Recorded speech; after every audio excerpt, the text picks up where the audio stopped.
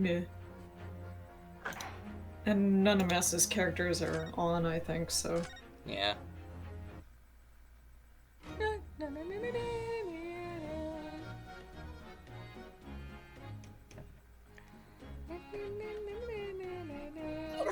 Not so loud in the museum. Adam Dustbell will have you take a position as a waxwork if you're not careful. I think this might be a more pressing concern. I still had some flash powder left from 6 months ago, so... So... Oh, we understand. Oh my god. Fucking trigger happy. What if all the waxworks are just real people? They're not. Ah. Gina? Sorry, I got scared. You should try being the one on the other end of the barrel. So, what brings you here, Gina? What brings me here? What do you think? We found it! We found that dodgy Cove's workshop! Hey, good on you, Gina. What? You found Drebber's workshop? Yup. Toby's nose took me straight there. The boss and the others are heading over there now on a drag, so come on. Here's the address. I got the bus to write it out. Oh, thank you, Gina. We'll make our way there at once. Alright then. See you there. Cute salute. Yeah. 07. Yep, and he's sad. You go. Don't mind me. I'll just stay here, being still. Dude, you have to feed Iris. What? She can Oh probably my do god, herself. dude. I know my place. In the exhibit over there. Dude, don't hurt yourself. Here, someone is feeling sorry for himself. Someone is feeling sorry. Let's go, Mrs. Sholmes. You're coming. Your words hurting me, or hearten me, I must say. But if I were to shirk my duties here, Madam will have me pay monetary recompense. Forget that. I'll pay for everything. With what money? There's not a moment to lose, my dear fellow. I shall hail a carriage at once. No offer to share the cost from Mrs. Sholmes, then.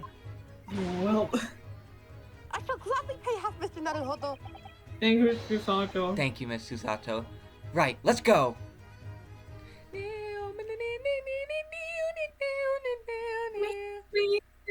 Whoa. At Knock Drebber's workshop.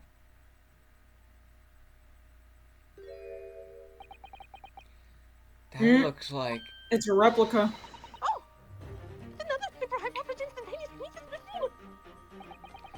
Indeed, it would appear so. Though only a prototype, naturally. Ah, so you got here then.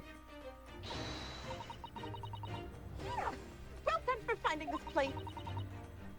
And in such little time. You've really worked miracles.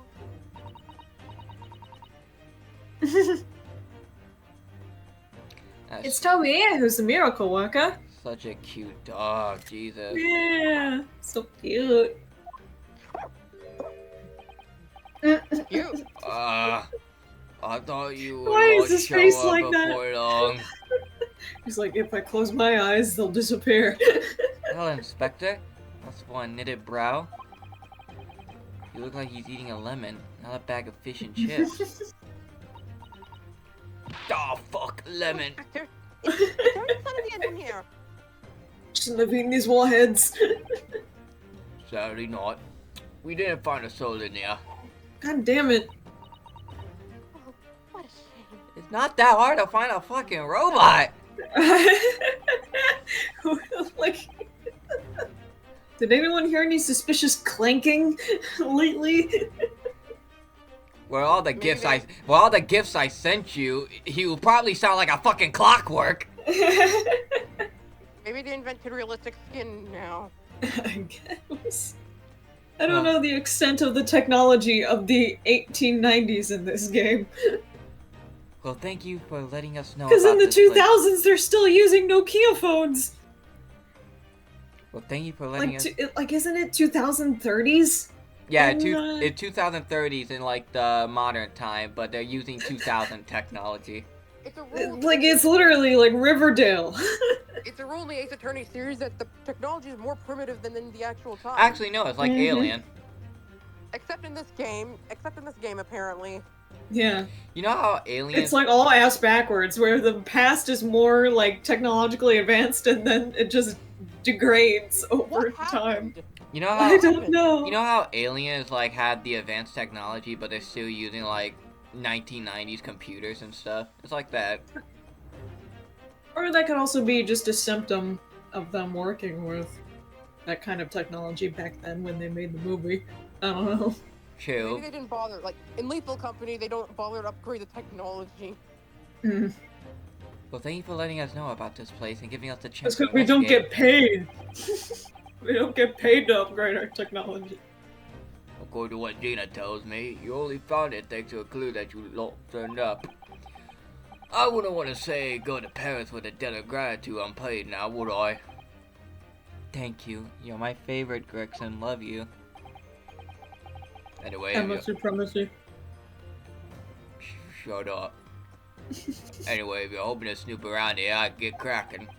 Lord Van Zeeks and the forensics investigation team are on their way as here as we speak. Cool. Them again. Can you bring Mystery Man along? I imagine you got the picture by now. They don't take too kindly to lawyer types. Right. So then, my dear fellow, let's turn this place upside down while at least we have the chance. And you, Mrs. Jones? I'll just stay here in the corner and Pardon? look for a man in a mask. Don't mind me. They take even less kindly to great detectives than they do to lawyers. Very droll, Gregson, very droll.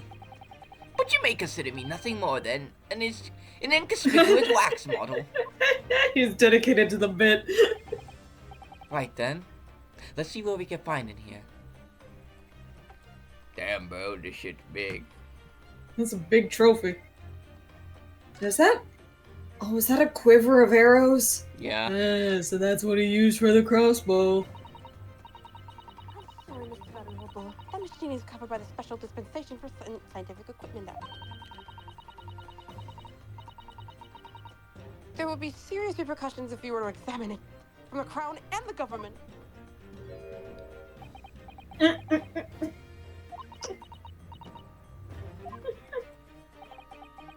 Well, those two don't seem to be holding back.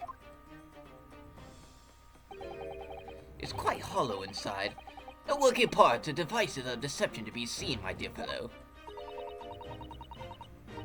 No, those chains dropping on the floor, nothing. Not even a bone for Toby here, my dear fella. British people are very much ruled by their own ideals, aren't they? Yes. I think that's just these two, Miss Susato. No, that's just people in general. They don't listen to shit. Ah! You don't listen to anyone. They appear to be most interesting. Yes, more interesting indeed, wouldn't you say? It's an impressive looking back massager, that's for sure. What? I have no doubt that if you hit your shoulders a few times with that, your aches and pains will soon go away. What are you talking about? You'd think that would be Shulm saying that. It's a Royal Society trophy for excellence in science.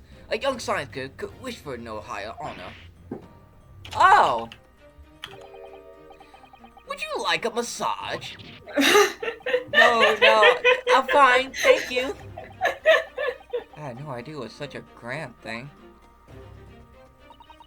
He literally thought that was some type of Becoming trophy. increasingly clear. I mean, a back massager.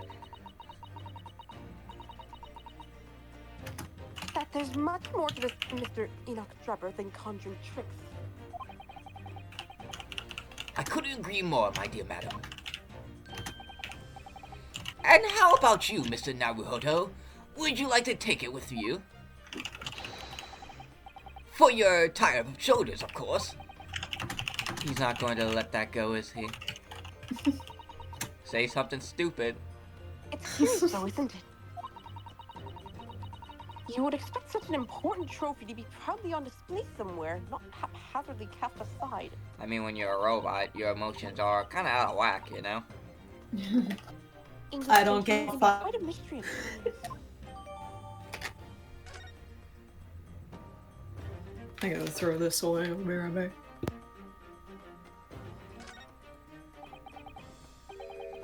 This door doesn't want to open. And now we wait.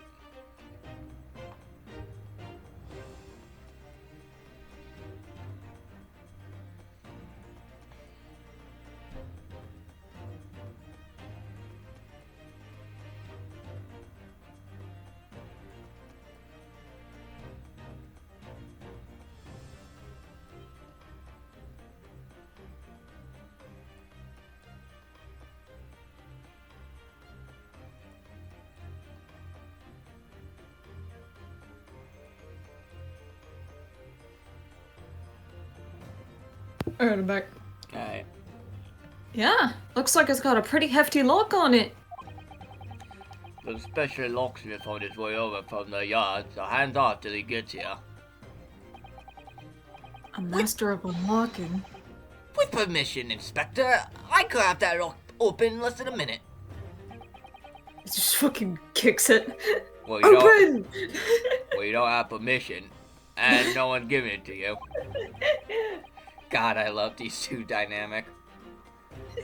Gregson looks like though he really enjoyed that. Shut the fuck up. Well, there's still no sound of anybody on the other side. Yes, Daddy. No, Drebber must have fled at the first sign of danger. I mean, I think we would have heard it. Clonk, clonk, clonk. This is... It's a European-style quiver of arrows with steel bolts inside. Oh yeah, that would do it. Yeah, that'll do it. Oh, do you suppose? Crossbow bolts, these. And just the right size for the bow you lot turned up at the expedition grounds. Mm-hmm. In other words... Yep. That's more evidence to support your theory. All go to show that Drebber was the one pulling the string behind the scene of this whole scam.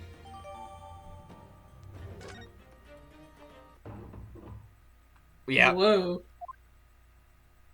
Now that was a clonk. Yep. Oh, He's still in there. Is something wrong, Miss Susato? well, I thought I heard a noise. From that far side of that door. Wait, well, Gina, did you hear it too? Yeah, I heard it and all.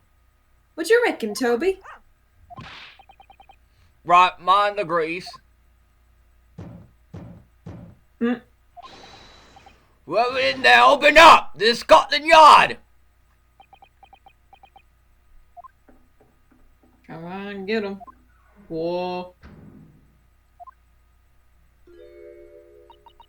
Oh my, so what is it there? Ah, this rotten, blatant lock! My dear Gregson, as I said only minutes ago, if only you were content, I could have locked that door in less than a minute.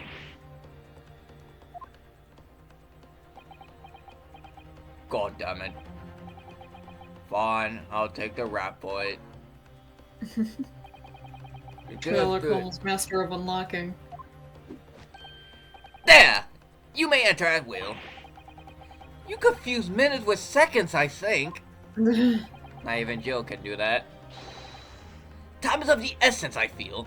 What are we waiting for? Roger 4, I suppose. This is an emergency. There's a strong possibility that beyond that door is the engineer you all seek. Be prepared for action, my dear fellow. Yes!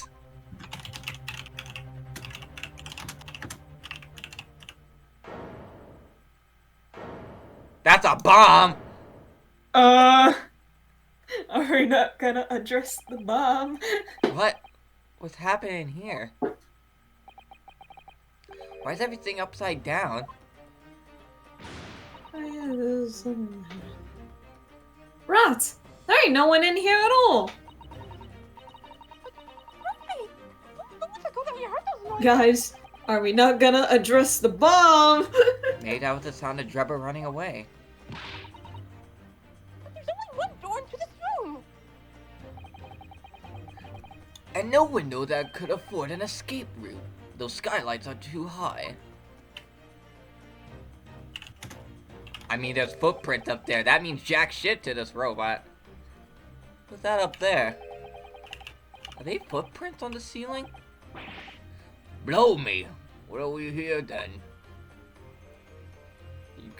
Guys, the bomb! The bomb! Look like someone was trying to burn something in a hurry. It's like a secret set of blueprints. To what? To that Professor Hairbrain barmaid machine, is it? Blimey! If we had these, there had been no need to muck about trying to investigate all that scrap metal. There is something of great interest here, too. This rope was lying on the floor at the foot of the pillar. A rope? What's significant about that? Climbed out. Never mind. You see, but you do not observe, Mr. Naruhodo.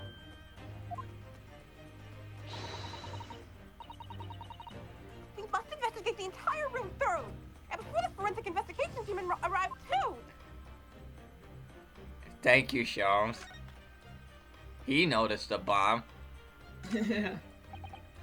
Mr. Sholmes, have you found something? Do you not see it? Ah, Mr. Naruhodo. Yes, in point of fact, something rather fascinating. There's a fucking bomb in the middle of the room you haven't noticed, you fucking bozo! For the once in a lifetime, Shelves is actually being the one to notice everything first. What do you make of this? Let's see. It's making a weird ticking sound. I haven't seen anything like it before. It looks like a bundle of thick cigars wrapped up in— Ah! Oh wait, that was Miss Susato. I thought Naruhodo finally noticing. Miss Susato, what's the matter?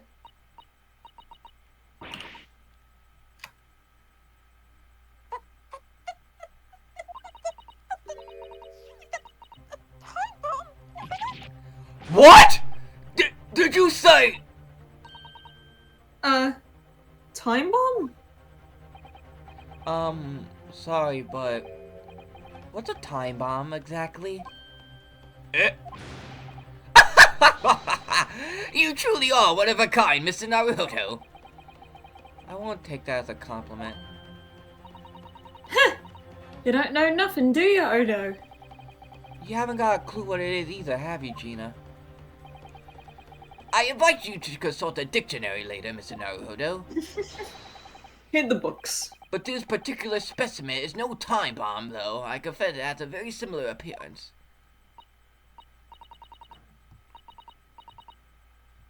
Oh, well, thank goodness.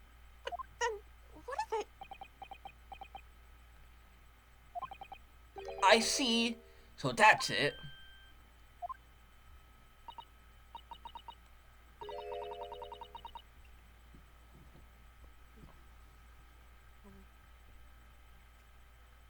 Goodness, Mr. Sholmes. Have you seen to the heart of the matter? There are times where I consider my lot most unfair. For I'm fated never to know how it feels to flounder as you do when a puzzle presents itself. But I have learned to accept the hardships that come with being a great detective, Miss Susato. Here we go. I feel a great deduction coming. Once again, I can draw two conclusions from the scene we see before us. The first is that the inverted nature of the furniture in this room is the work of Drebber himself. Oh, how could you? And the second conclusion is that the small device on the floor there is without question completely genuine. Please,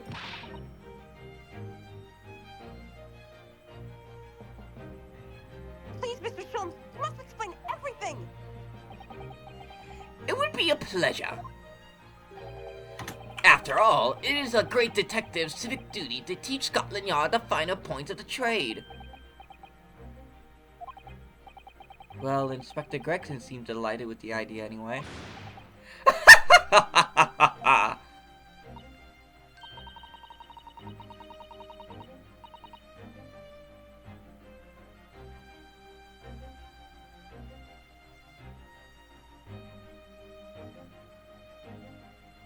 Oh, you deflected the inspector's glance. Just fortitude there, Mr. Sholmes.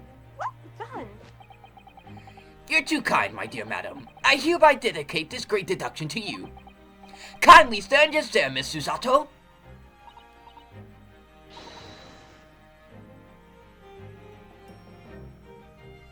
Oh, yes, I'd be delighted. So, shall we begin? Once again, Herlock Sholmes is proud to present his logic and reasoning spectacular. Here we go again. Why am I different? Why are you different? Ah, my eye! It's plain to see that this room is in complete disarray. The bed, the table, the chairs, the lamp, everything is upside down. I guess stranger things has happened recently. Almost as if every item in the room had until recently been happily positioned on the ceiling, Also, hi, Max. before falling straight down to the floor.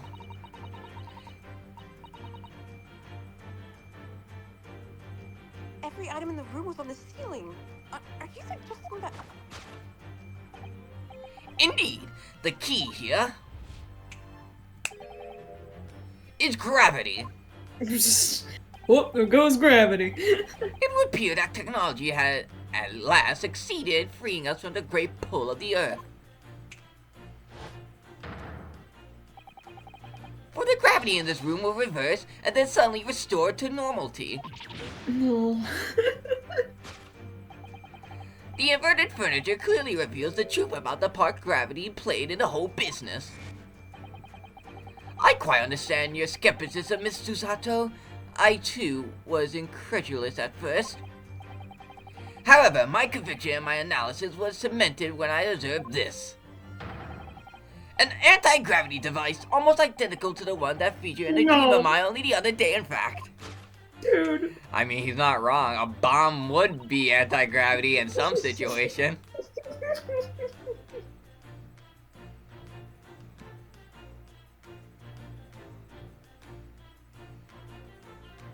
But then why does it have a clock on it? A most relevant question indeed. That is a timing device that controls when the gravity direction will switch. There was clearly a requirement for the engineer to be able to restore normal gravity automatically. And the commotion we heard earlier from the other side of the room was the moment that restoration occurred. Yes, the reason why everything in here has been turned upside down is because of the anti-gravity device. So you see, we need look no further to explain the state in which we now find this room. The direction in which gravity acts in here was reversed by Mr.Drebber, before being restored to normality in an automatic fashion sometime later by the timer device. I have witnessed precisely this scene in a dream I once had when I fell out of bed.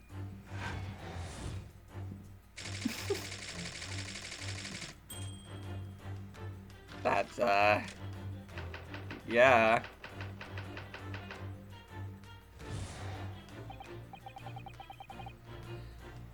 Now, let's consider the next conundrum. What was our engineer friend's aim? Indubitably, the greatest clue we have to explain his actions is above our heads.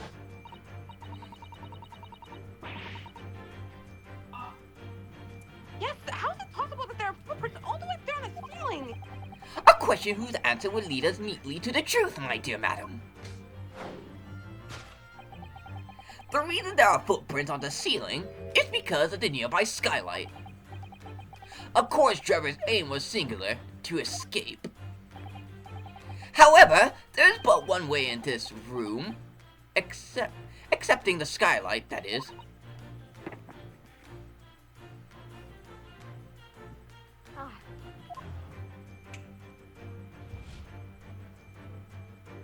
Wow.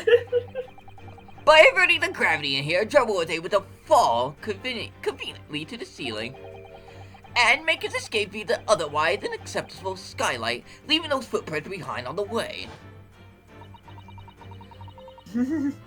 They had fun with this camera movement. They did. They definitely had a lot of fun with this deduction. The ceiling here is very high, Mr. Sholmes.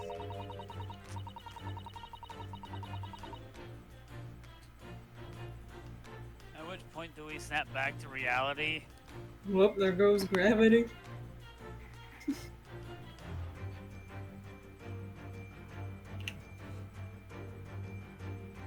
Gravity reversal was sudden. Wouldn't Mr. Drebber have fallen up to the ceiling rather violently? Falling up is both scientifically and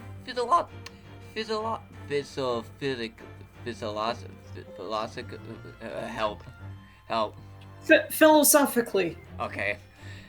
Him falling up is both scientifically and physiologically a rather interesting concept, I feel.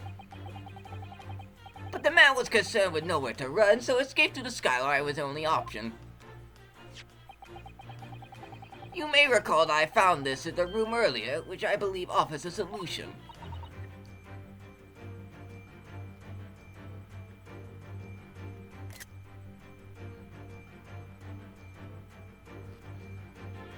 Oh, look! To reach the intended destination, what better tool than this rope?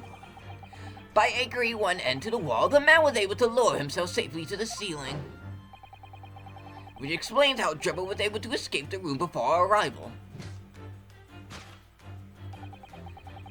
He reversed the pull of gravity and fled via the skylight. And personally, I should very much like to reverse the pull of gravity again now, just for fun.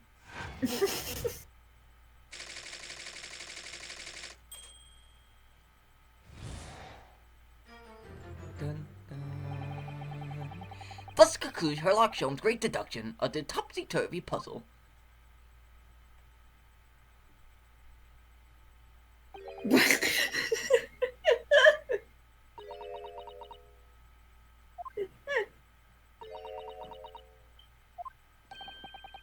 She's completely spellbound. Mr. Sholmes, there's just one thing that troubles me. I would expect nothing less. You're destined to be troubled by just one thing for the rest of your life. The thing is such a thing actually possible? An anti-gravity device, I mean.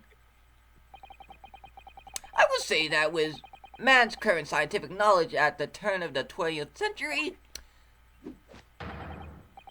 it's no more possible than instantaneous kinesis.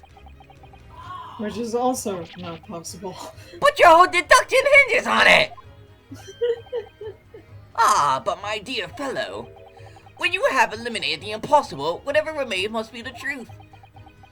However improbable it may seem.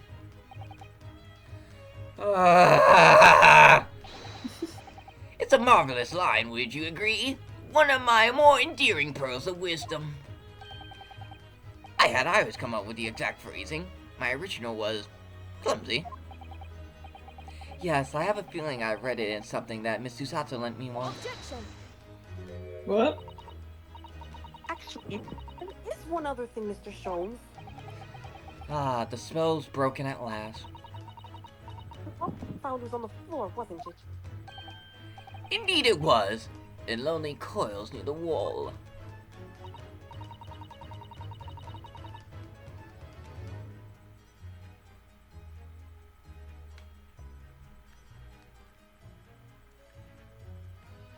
But if Mr. Drebber had used it to escape in the way you described, wouldn't it still be tied to the wall?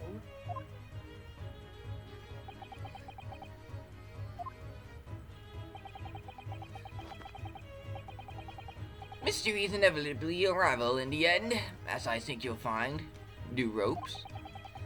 And as evidence as such, you need only to look at the mysteries we face in this room, now skillfully unraveled.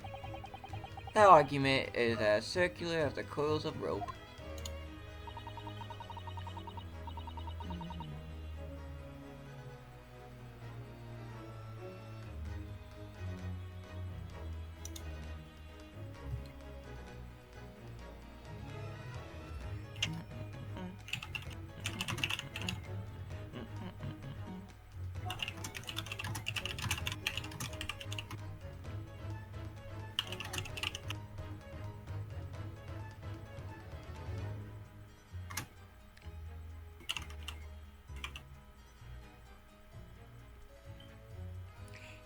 And Skipper died.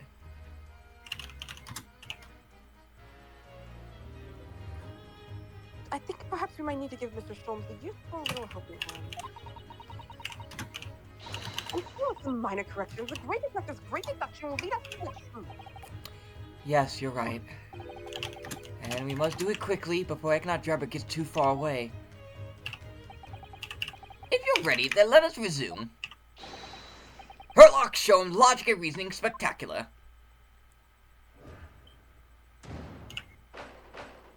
You're an idiot, Mr. Sholmes.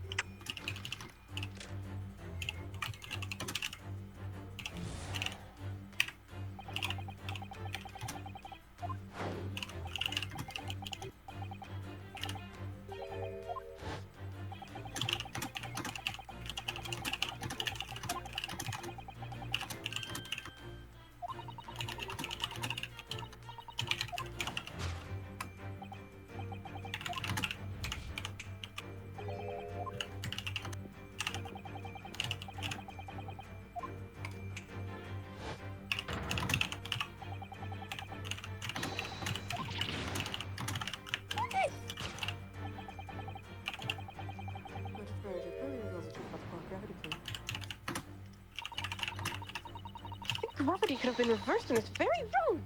I find the whole idea utterly enthralling. Only Mr. Sholmes could conceive of such an explanation. But the man himself admitted it was a scientific impossibility, so...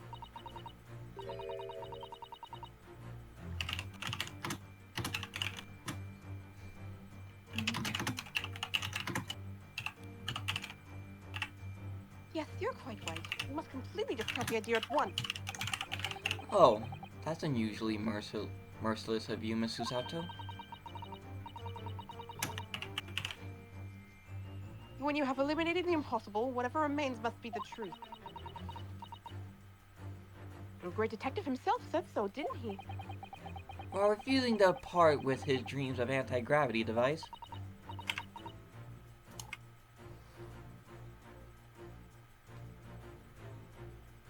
Yes, I suppose so.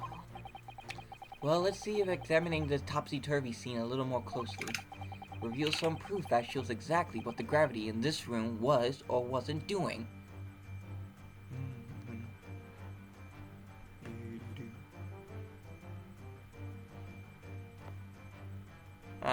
Take that!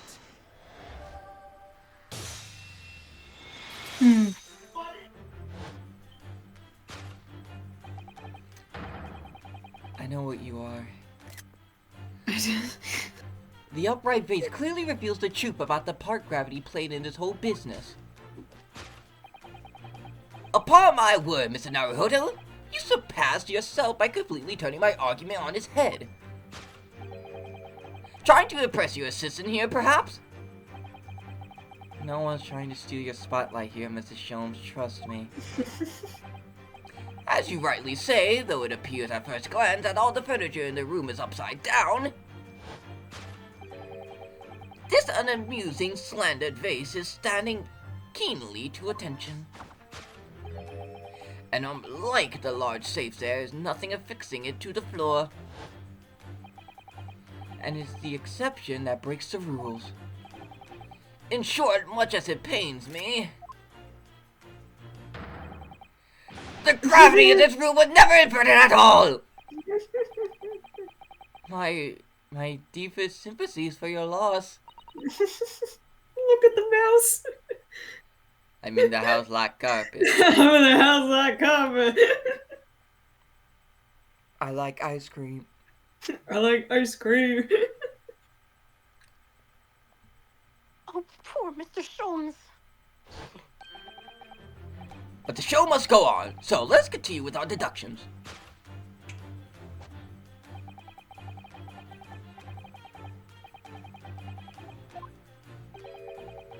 You don't say.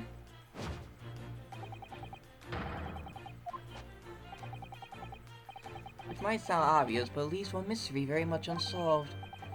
Namely, why would anyone choose to do that? Quite! And naturally, there is an explanation.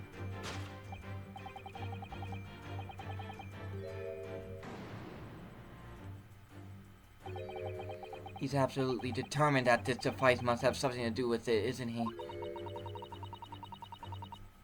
I'm afraid the lure of an exciting scientific explanation is too strong. Well, there's no doubt that somebody did this. Somebody turned all the furniture over. So, whoever it was must have had a reason.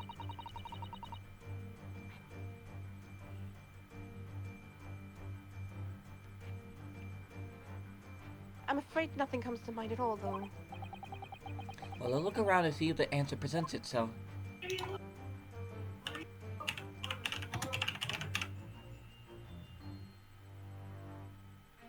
Oh.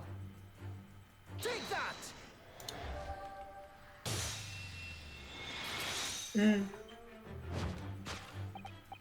Yes, the reason why everything in here has been turned upside down is because of the safe combination. Precisely, I believe, Mr. Naruhodo, that you have a very similar experience once, did you not? No. Yes, last year. Never Well, I mind. bought a lottery ticket and noted the ticket number down the inside cover at the book just in case. That's it for people of forgetful souls at heart, and always make a written note of important information. You should take notes, Sholmes.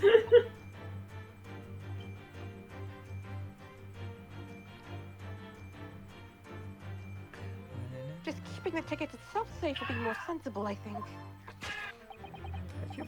Your brother getting stabbed? And what pray happened next, Mr. Naruhodo? When the day of the draw came around, I forgot which book I'd written the number in and had to turn my room upside down to find it. That's it for people of forgetful souls at heart and always forget where they noted things down. You repeated yourself.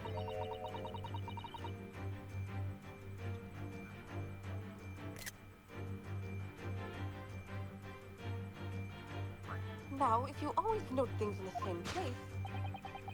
I actually won the second prize, you know. But I couldn't remember which magazine I slipped up. Thank you, Mr. Naruhodo, but I believe I proved my point now. Shut the fuck up.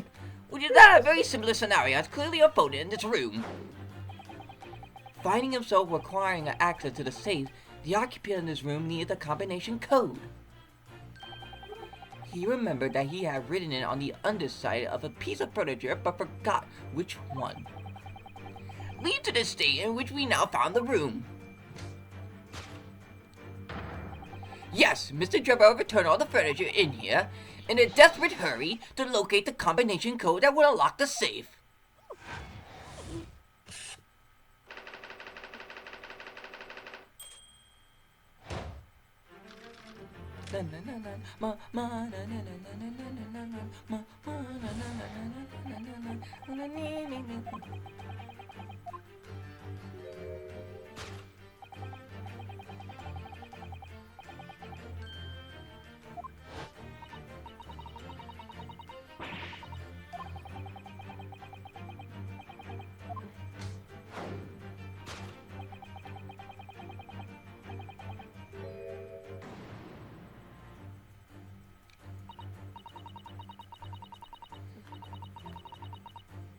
Well, if a change in the direction of gravity can't explain it, then how did those footprints get there? Yes, I feel as though that particular mystery had just become even harder to solve. I can't think of any other way to explain it at all. Life was so much simpler in those halcyon days when gravity could be reversed. It was minutes ago, and those Halcon days never existed in the first place. Well, I suppose we must simply put our faith in Mr. Sholmes and observe the area in more detail. Putting our faith in Mr. Sholmes is what get us into these situations in the first place.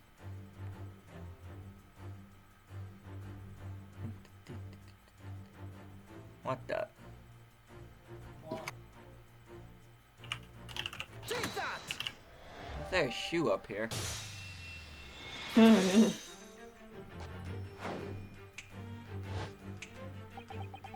The reason there are footprints on the ceiling is because of a nearby shoe. Kill your brother. Yes. And on closer inspection, there are clearly footprints all over the balloon as well. In other words, the aim was never the skylight at all, but the balloon. But for what purpose? A green balloon. That seems somewhat familiar, Dada. Yep. It was a piece of a green balloon's envelope that Mr. Naruhodo and Iris found at the scene.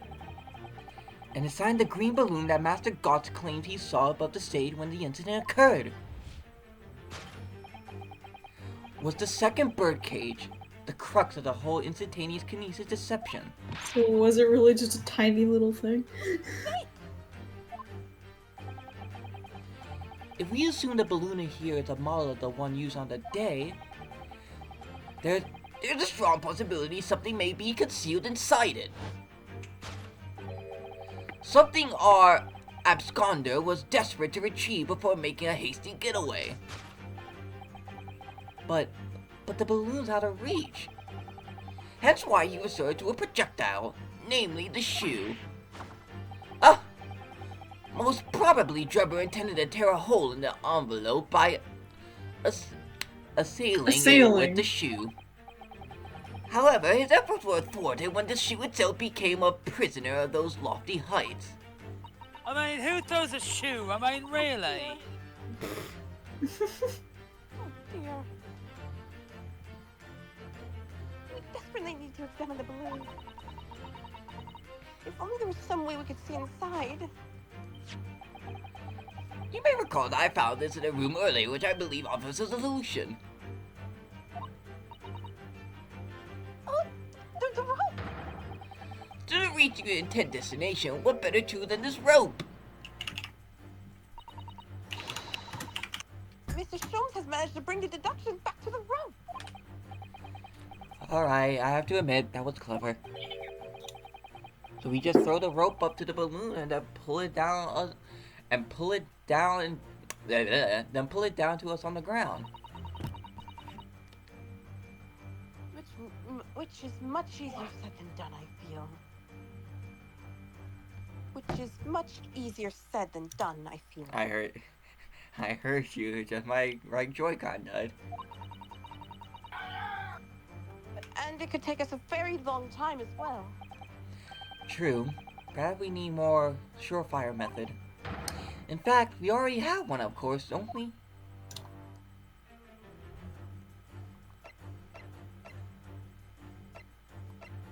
Take that!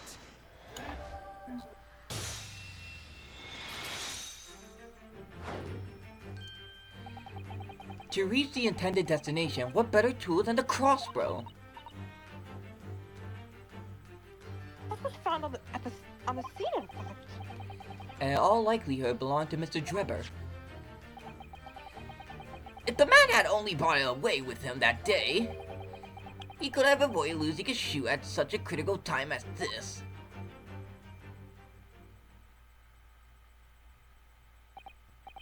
So, shall we?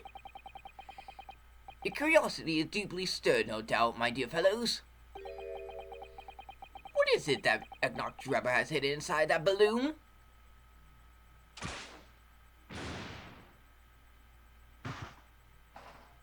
Oh. What the? A waxwork? Oh wait, is that the head? So here's head. So yes, head. Indeed it is, a waxwork head inside a metal mask. A mask that is shut tight and fastened with a strong and quite impenetrable lock. So we can't see the face inside, that means. Just a So, moment. the man in the iron mask. This is the head of a waxwork model? Yeah, probably. Does that mean... Oh, goodness! I see you joined the dots, Miss Usato. Excellent. Ah! Of course, a headless waxwork model. The case of the abducted Madame Tussbell model that you largely solved. It was only the head of the killer that was still missing. Indeed it was. But I believe Madame Tussbell would now have to settle her sizable account with me. This, as you have now surmised, is the head of the infamous professor. Yes. Why is it here? This conclusively confirmed my suspicions. The man responsible for stealing the professor from Madame Tussbell and returning it San Sete earlier today was none other than Mr.Drebber. This is incredible. So yep. Professor Harebrain's case and the waxwork abduction are... they're incredibly linked by Mr.Drebber's workshop. So yep, he definitely used it as a distraction for the... Well, it appears our logical pleasure cruise has come to an end, my dear fellows. All that remains, yes, to speak with the architect of this adventure. You mean Mr. Drebber? As it seems quite impossible that he escaped via one of the skylights. Obviously, the man must still be here in this room. And his location should be abundantly clear.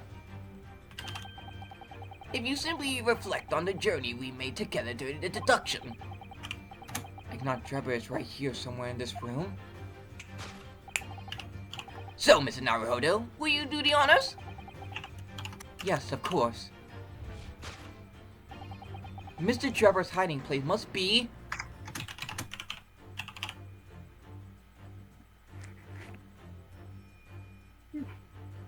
Take that! Oh my god, the safe.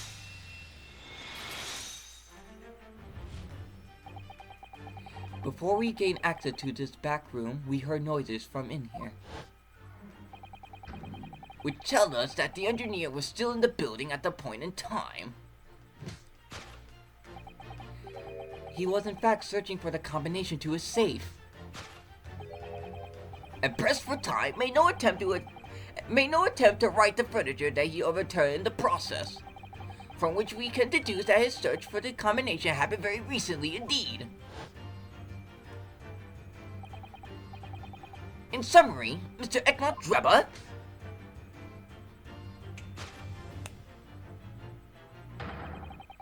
is at this very moment inside the safe.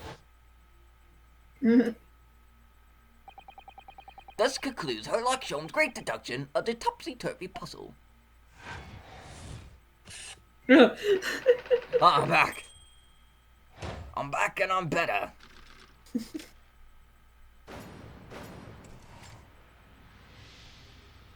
Elementary.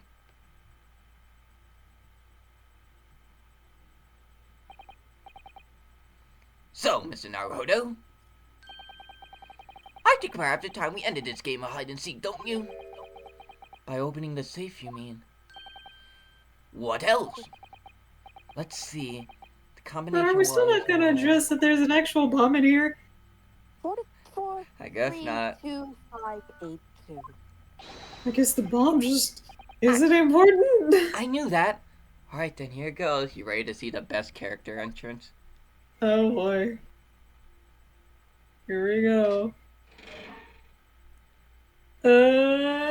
Oh my god. Ladies and gentlemen, Saw 2. You found me. Can I voice this Whoop. character now? No. What? Why? 'Cause it's originally mine. Oh. What the fuck are you doing, dude?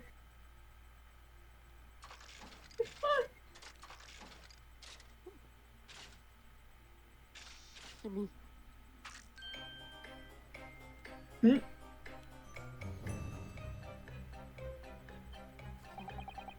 What then, sir? Mr. Drebber, I presume? Correct. You better start talking! You tricked Professor Harebrain with that bogus machine you built! And you still have to explain the theft of the waxwork from Madame Costelle's as well. Well, I would be delighted to answer your many questions. You're fucking cringe, bruh.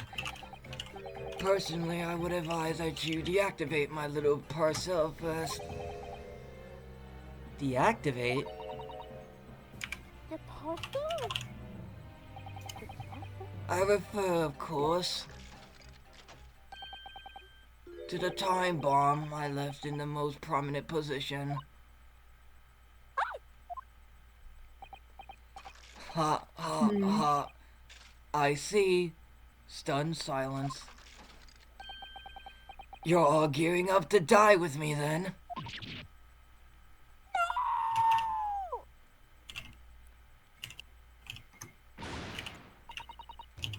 No! With only 7 seconds to spare! That was too close for comfort. I got one foot in the grave already. Are you trying to help us get a killer or get us killed? Mr. Shelmes' deductions can be completely life-altering, can they? Well, my dear fellows, that was a close shave. The resemblance to an anti-gravity device is really quite startling, I must say. I'm sorry. I swear to God. Anti-gravity devices don't exist! I want to push it, Mr. Shelmes.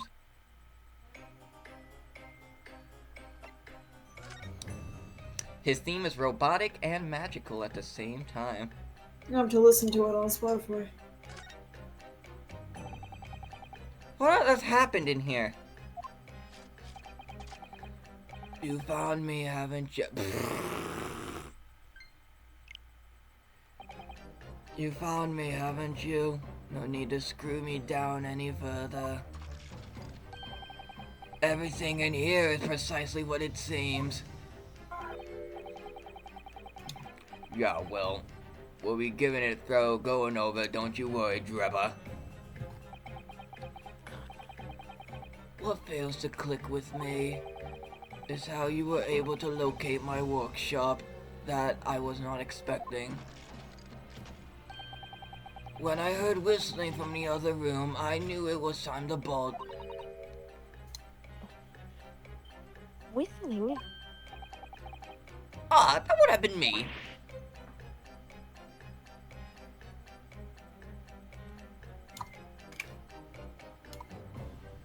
Ah!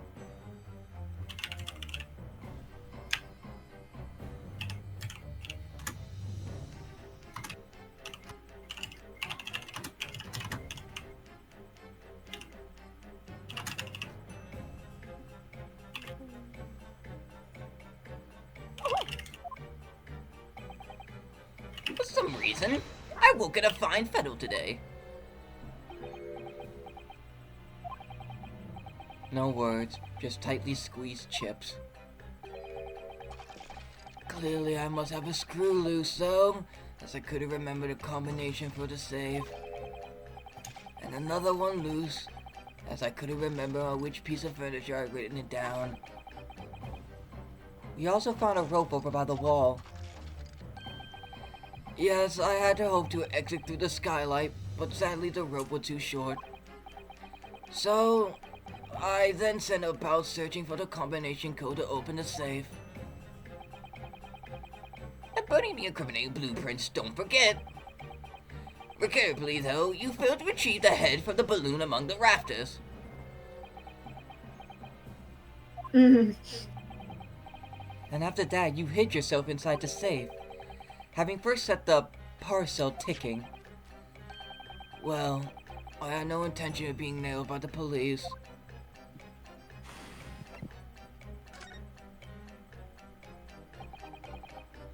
Got a death wish, have ya?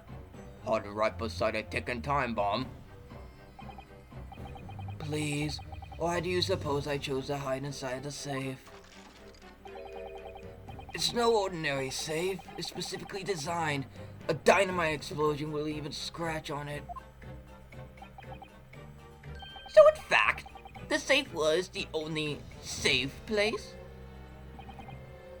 Precisely. But once you'd climbed inside, you wouldn't have been able to get out again. I invite you to look more closely. The safe is fitted with a handle on the inside to allow the door to be unlocked from within. Huh. So it is. I had always intended to blow this place to smithereens in any case. I just wasn't expecting uninvited guests to come along and screw up my plans. Do you mean to say you were planning to blow us all up? No. That was unforeseen. What do you mean? Cringe detected. Most people run, you see, when they see a ticking time bomb at their feet.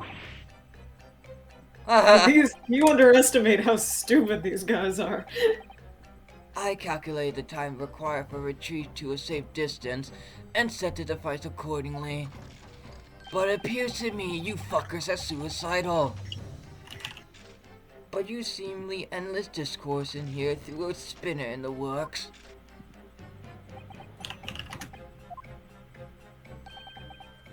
Is something wrong, Gregson? Do I have something on my face? Besides the usual eyes, ears, nose, and mouth?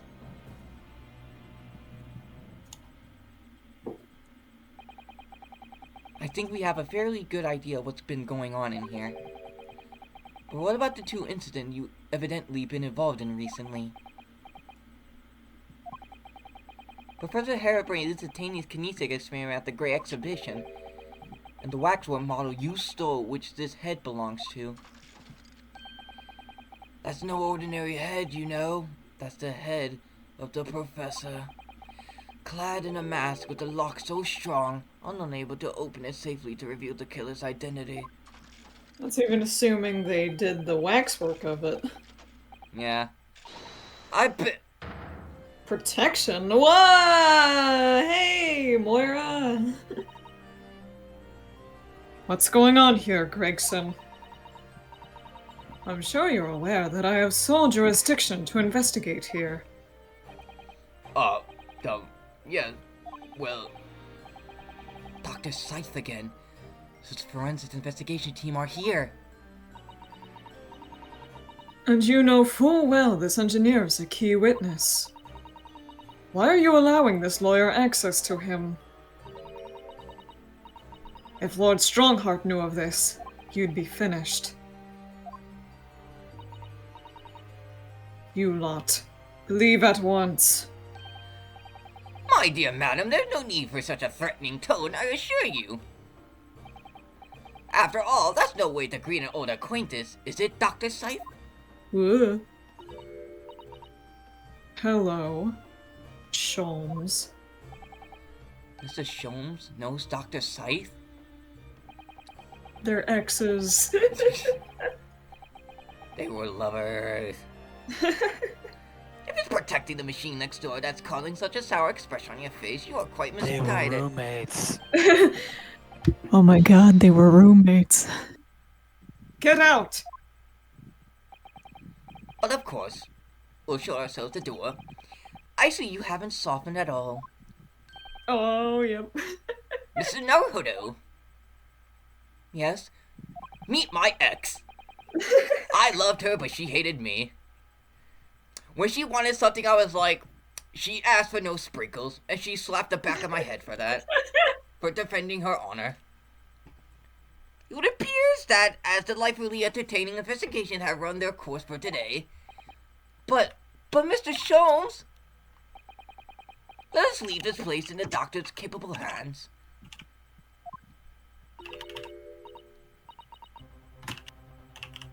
Okay, Mommy. I'll leave now. I said get out! Now! All of you! Your presence here is not required either, Gregson. Dang. Understood. I'll just say one thing before I head off. If it wasn't for this lawyer and his companions, we'd never have found this place. And the whole workshop would have been blown to bits.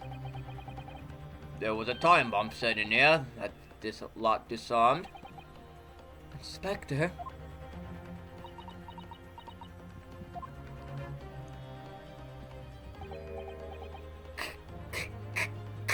That sure is a laugh.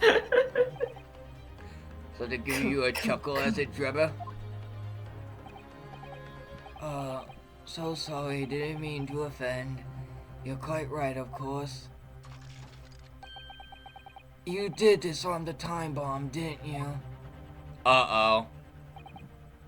Yes, Gina! you did disarm that. Wait, what? Oh no, there's more! What are you? That one? Yeah, you mean? Oh God! Ah! Wait. Everyone fucking run! Oh God, Van Zeeks is over there. Van Zeeks, get the fuck back! And Mystery Man, wherever you are. Oh fuck. That's a problem. It was an hour later that we heard the news. Holy shit. The enormous explosion that ripped through the experimentation stage of the great exhibition. Professor Hairbrain's invention and all his secrets were blown away forever.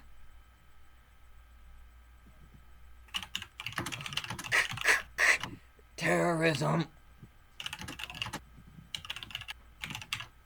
I'm fine, I'm a vampire. He turned into a bat and flew off. Oh, that is a bomb. Oh well. Take 5, boys. Oh shit, it's the trial. Take 5 balls, fucking leave him. Mystery Man. Good morning to you, Okay, Mr. right. Naruhodo. Good morning, Professor.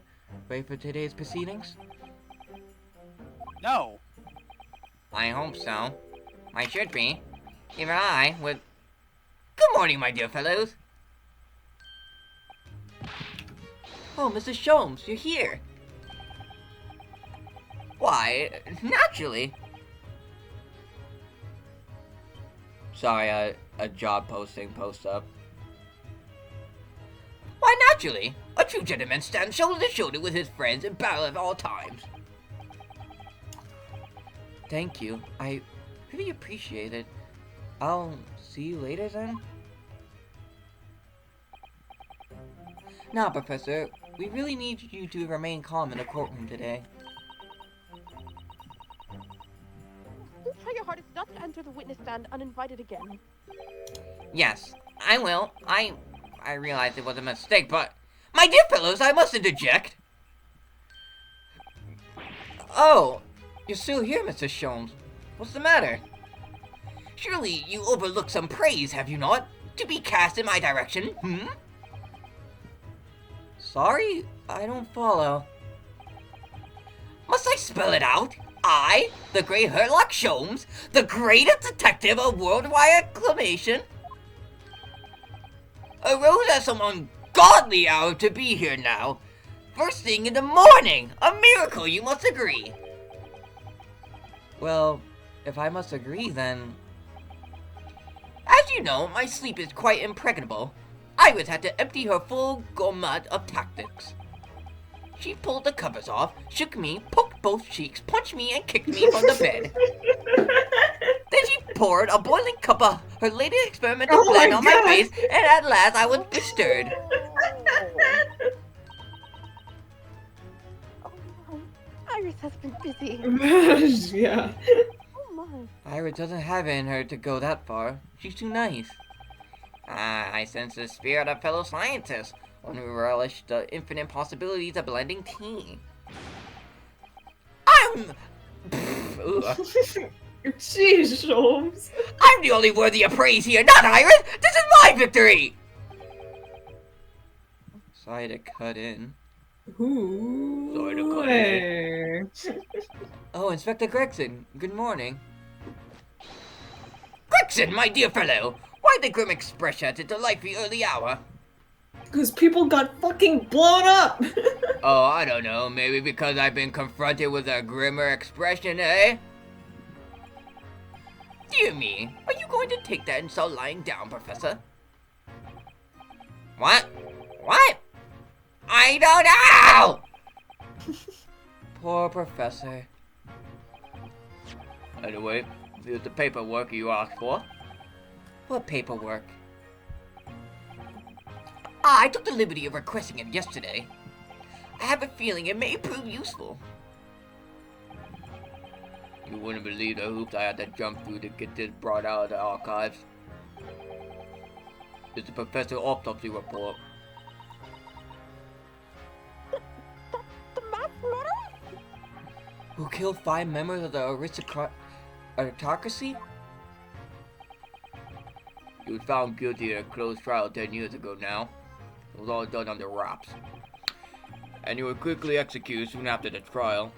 It's all in here. Dude, you're doing a lot of things behind Scotland Yard's back. I hope you're... Yeah. He's really putting himself at risk. Your death flags are rising, my guy. I don't know what to say. Thank you, Inspector. He's officially joined the merry band of freaks. Aw, fuck me. Yes, much obliged, Gregson. Welcome to the party. Our lowly law of the yard are just doing what we can. In the shadow of the great detective Sholmes, of course. I love you, Gregson, don't leave. Well then, Professor Hairbrain, this is it. Today we're going to lay all this to the rest at last. I wish you the best of luck, Professor. I suppose he'll be in there today, will he? Drebber. Vince, you said We fuck you. expect the prosecution Mr. to summon Drebber him could as a be there witness. as well. Ah. Ah. I'm still amazed that you managed to fight him in just one day. I really owe you both so much. Get the fuck in here! Get in now! Now! I want to see Mystery Man! This is it then. The final chapter. Funny. My heart's racing a little. I've not felt this before, actually. Strange foreboding. As if something's going to happen in this trial that I'm not ready for. Yeah, like Mystery Man. I can't let that distract me from the only thing that really matters. Finding the truth. Dude. My heart rate. Come on. Come on. Yes! What? Huh? The Mystery Man's there! This hall better not be taking my spotlight. Oh, he will be. Also, sorry, that was a gross snort. I will DDT the mystery man and kill him. Dude, he's your apprentice. Apprentice nuts. In the name of Her Majesty the Queen, I hereby declare this court to be in session again. We resume the public hearing of Albert Hairbrain, here present, who stands accused of Miata. Are the counsels for the prosecution and defense ready to proceed?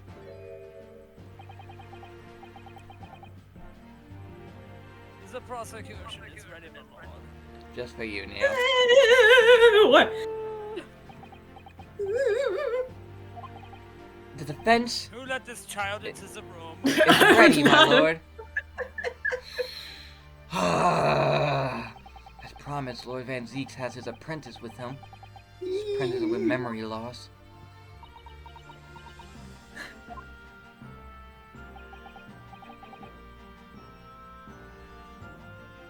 Are you gonna introduce him?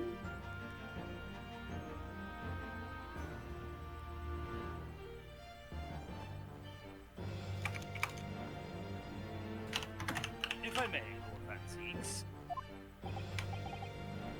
Yeah, my lord. Hmm. Who's your friend? There appears to be someone standing at your side. Ah, yeah, my apprentice. An assistant.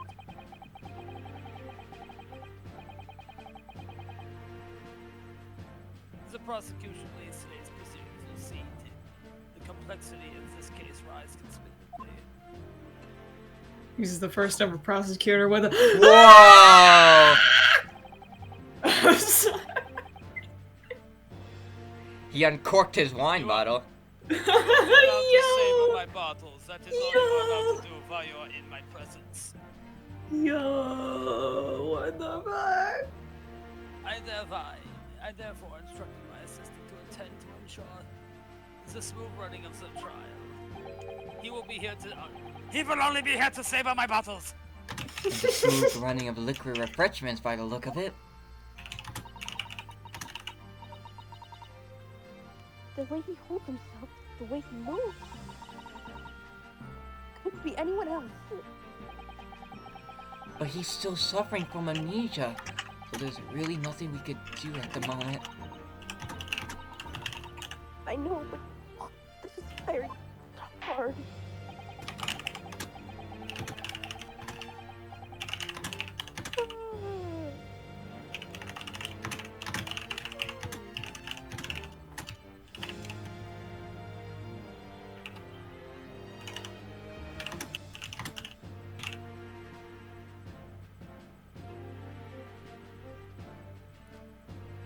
It would appear the prosecution has done a fine job of responding to the demands of the court made yesterday.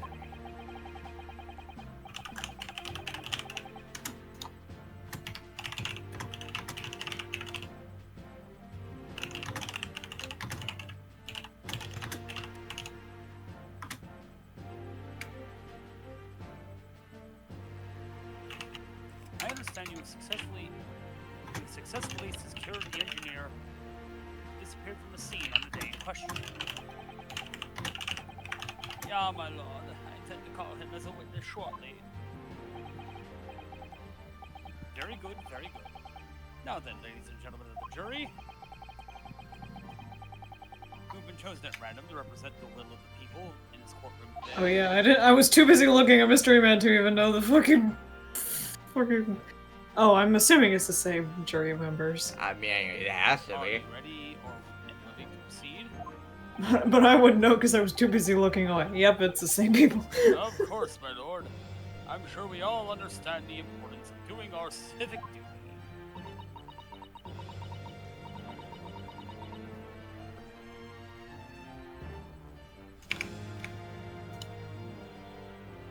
I so despise deception and deception. I find it so very wearing. To take a man's life with a conjuring trick, it is against the magician's code, not to mention the law. Damn. Jeez. Smite him down. Any fake scientist should feel the wrath of God, if you ask me. We have to listen to what's said on both sides of the fence, and settle on one. That's it, isn't it? It's corn! I I was going for the knob, Oh. the other one. Well, there's only 3 corns I know. Corn, corn, and corn. Very The helpful. food! What the hell? Do you not know the fucking meme? The knob, the knob that's got the juice. The fucking... I got some corn. Shit, never mind. Excuse me? Mod, feed the hat with hammer. Mods, kill me. Come down today and try some corn, or we will sacrifice your newborn. Wasn't like this in my day. Wasn't like this at all.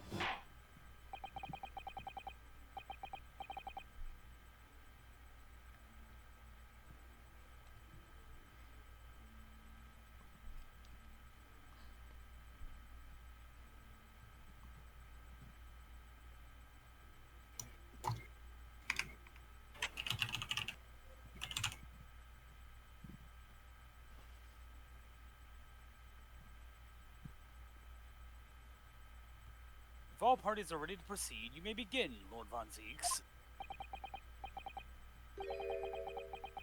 Before I do, my lord, there is a report I must read to the court. Sorry. You don't need to react every time he moves. Listen. Oh my god. You're never gonna hear the end of it. Just get used to it. Me, not a simp, yo. Listen. I've got Blurbo on the brain. Yesterday at the Grand Exhibition grounds, the evidence of primary importance in this case.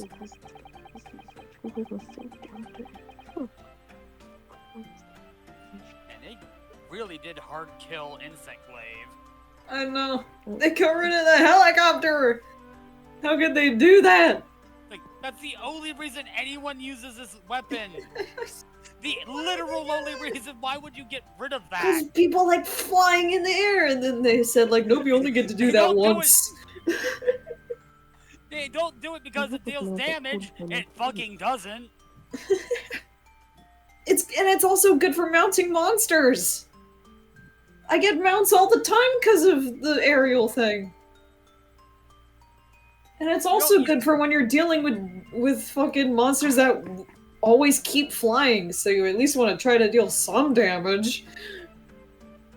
The super high voltage instantaneous kinesis machine, which was installed on the experimentation stage, was deliberately destroyed in an explosion affected by an unknown person or persons. It was what? An explosion! I'm Do gonna not shoot! fire that gun. You say that when he's the guy who has the fucking exploding vial. Yeah, there's like 2 things we have to worry about. Grenade! Not to mention the other 2 people with swords. There's a lot of weapons in this courtroom is an that are not outrage. being addressed. I'm so much in episode 7. Oh, I know, 3 people with swords! Yeah, you. Oh, you forgot Naruto had a sword? Yeah, I forgot about Rio's Scotland game Yard Karma submitted a report with to my Karuma. office in the evening. I read that the machine was blasted to smithers and wreckage reduced to ashes in a flame. I have here a photographic print of the scene, taken in the wake of the explosion. Pardon me. Hmm.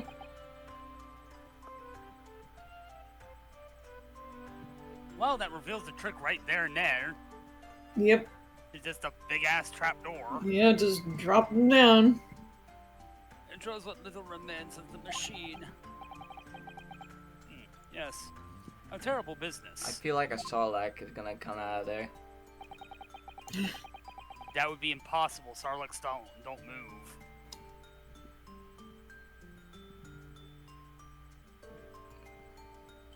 Just ruin the fun out of everything, don't you? He did it to destroy the. He did it to destroy the evidence, did he?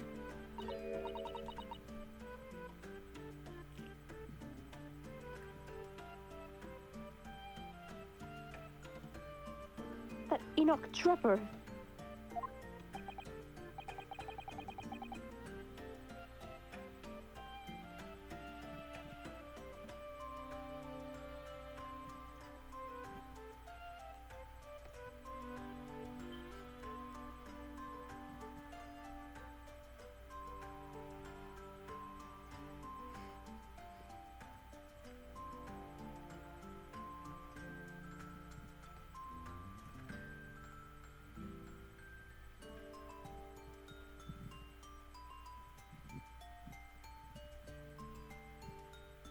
The court will take this print as evidence, counsel.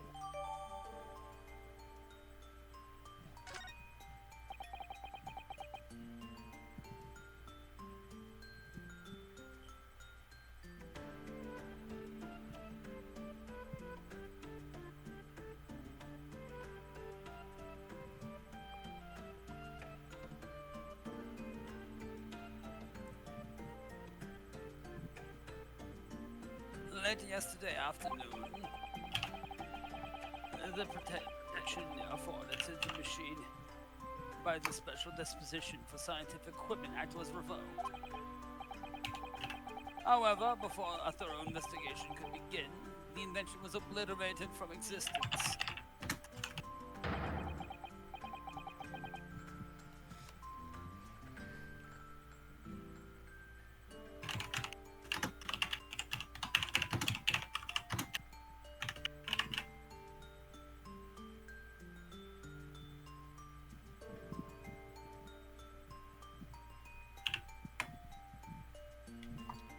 As such, this will be a very difficult trial.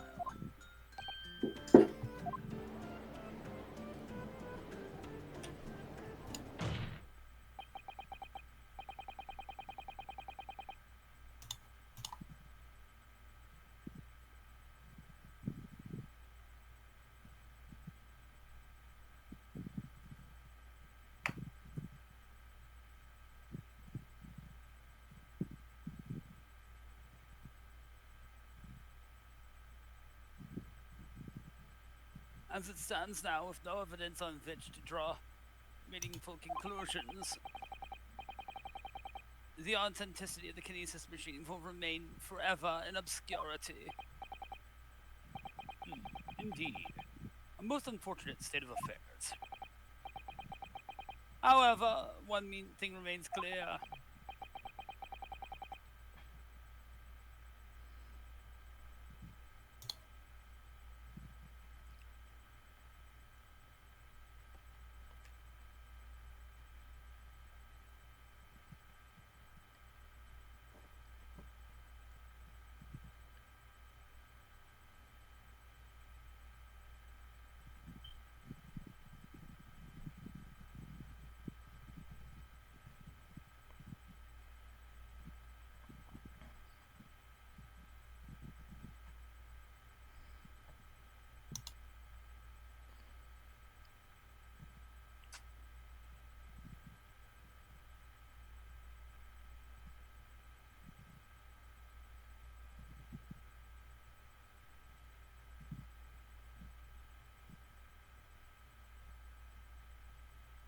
The victim's death was the result of the actions of the accused.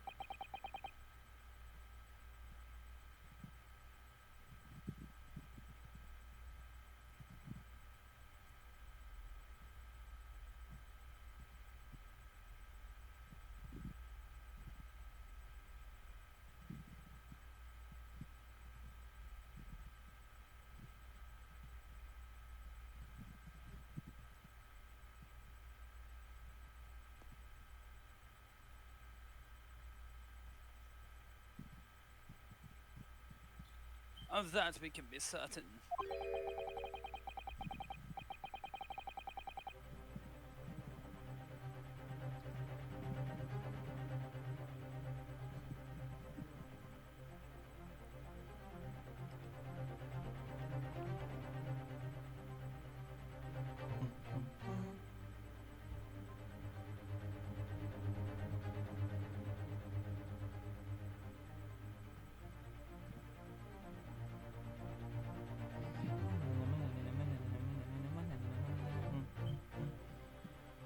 For the accused himself.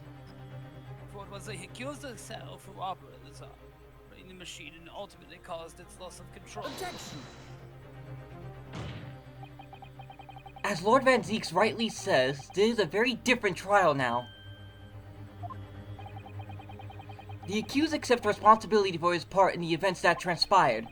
He acknowledges that Mr. Assman died as a result of the accident caused by his machine's malfunction. However, unbeknownst to the professor, he was being deliberately deceived by a pair of very clever fraudsters.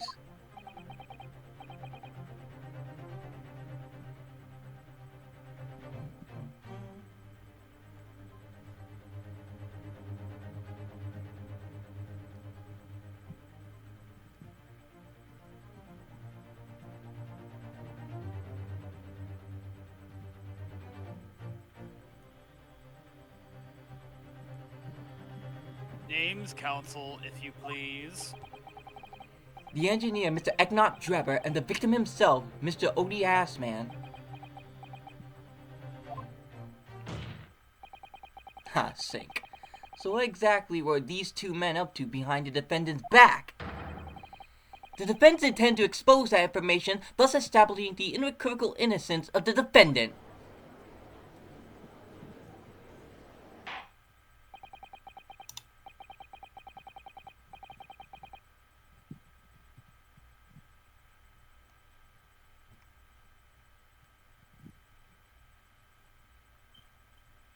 For being a one-note and underdeveloped character. The hell?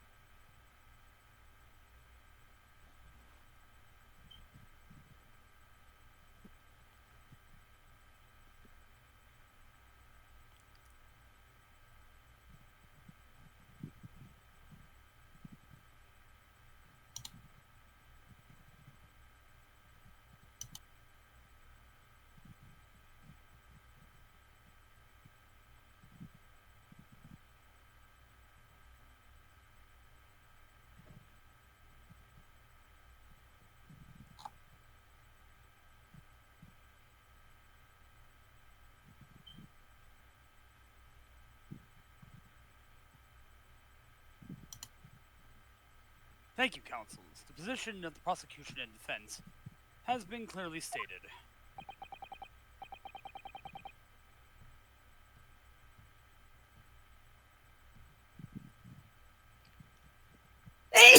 Bless you. Thank you. Bless you. Golden retriever.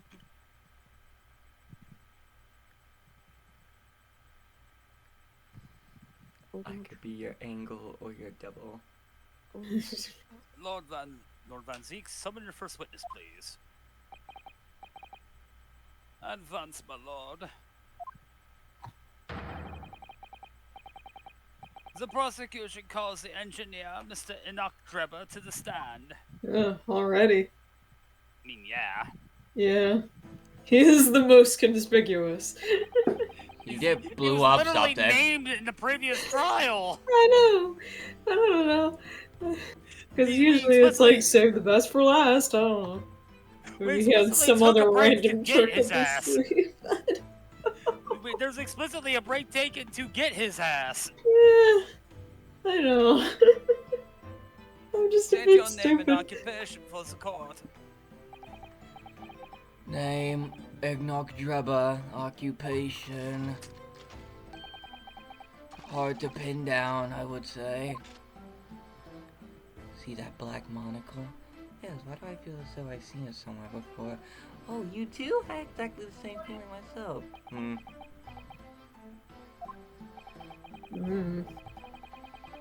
Your file indicates that you're currently being investigated in connection with another case. The theft of a waxwork model, is it? Most extraordinarily sounding business.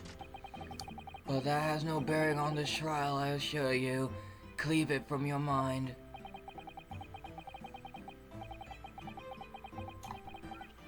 You're familiar with the public experiment carried out at the Grand Exhibition some days ago. The accused super high voltage instantaneous kinesis demonstration. Yes, you could say that. I am aware of it. There was a terrible accident, wasn't there?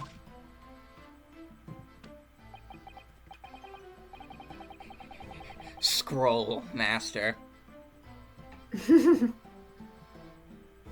How many scrolls does he have in his cloak? Constructed the vast machine used in the experiment. Enough. Or so our investigations indicate. Can you confirm your involvement? Yes, I constructed it in precise accordance with the blueprints, but that's all. The court will be very interested to hear your thoughts on the machine, I'm sure. Beep boop, fuck yourself, motherfucker. Bach von Zeeks, your sexuality, gay. An amazing device, if you ask me. The pinnacle of modern science, making instantaneous kinesis a reality at last. What?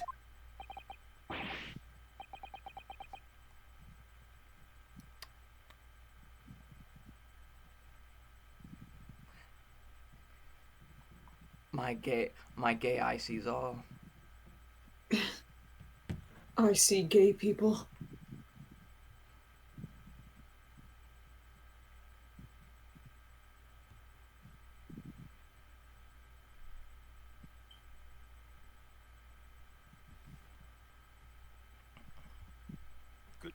Good gracious, do you mean to say...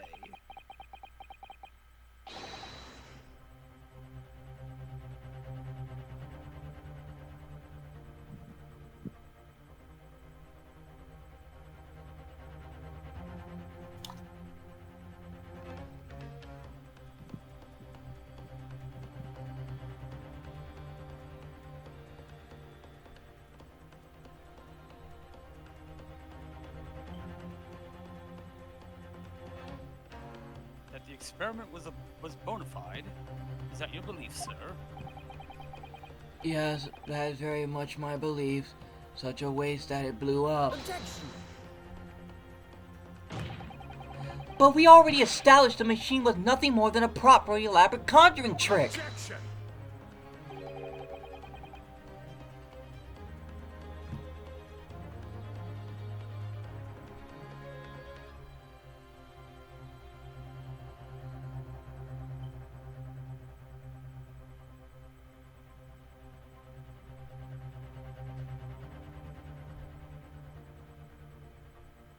You've established nothing of the sort.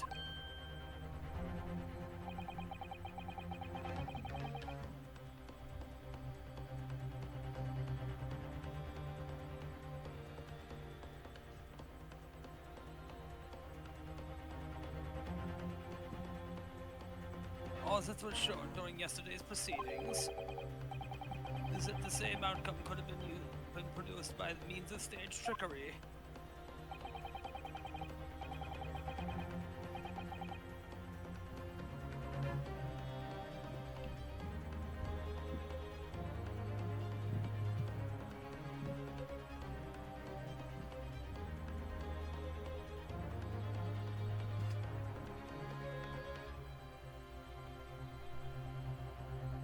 The defense merely proposed a method and demonstrated its feasibility.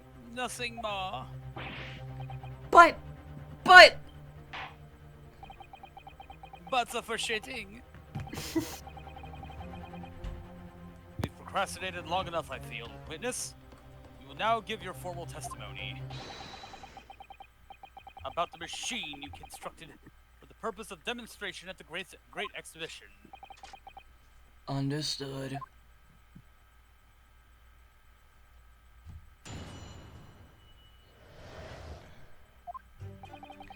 I met the young professor approximately 1 year ago through Mr. Assman's introduction. He provided me with the blueprint and I constructed the machine to his precise specification. It was no trick. If the whole show was a fraud, it would have required a body double.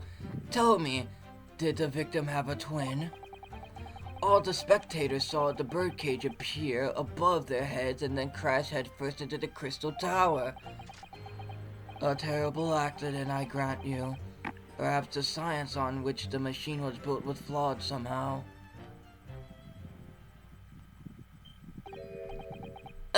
A body double? That goes without saying, surely. To give the impression that something has moved when in reality it hasn't, it's a basic conjuring principle.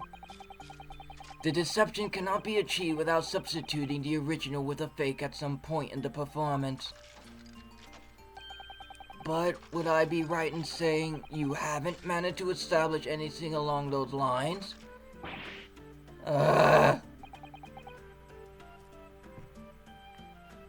Well, you got me there.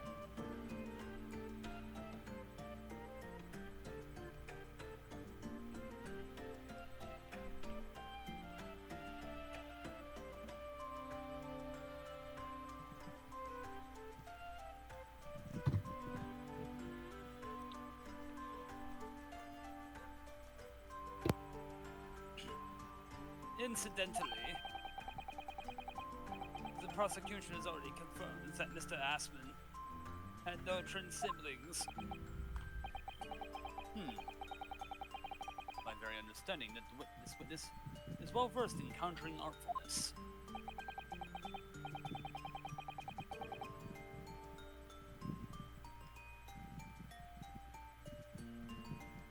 But such talent does not indicate he is able to actually accomplish what he claimed.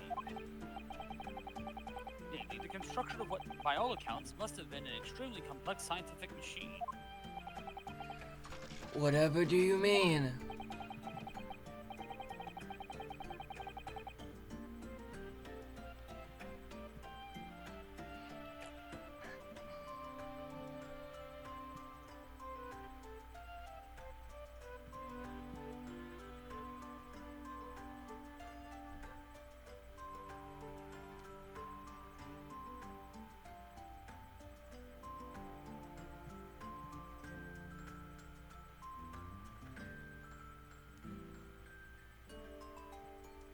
Yesterday's proceedings brought the true nature of your past exploits to light, Mr. Drebber. Indeed it did, my lord. As a swindler who preys on innocent scientists to elect government grant money through conjuring know-how. Yes, it's true that I possess considerable knowledge of stage magic.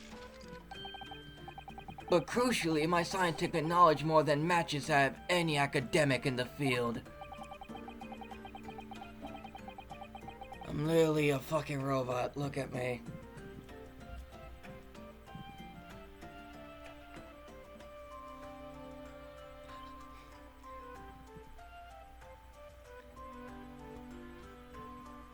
Investigation of the witness's workshop attests to that claim, my lord.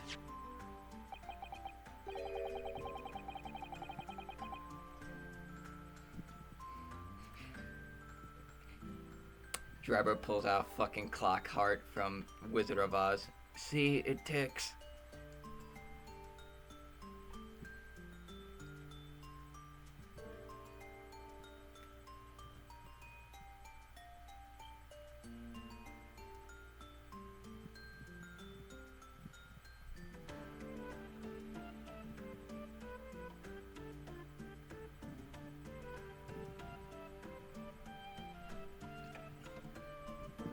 As evidence, the police found this Royal Society trophy from a young talent at the in science there.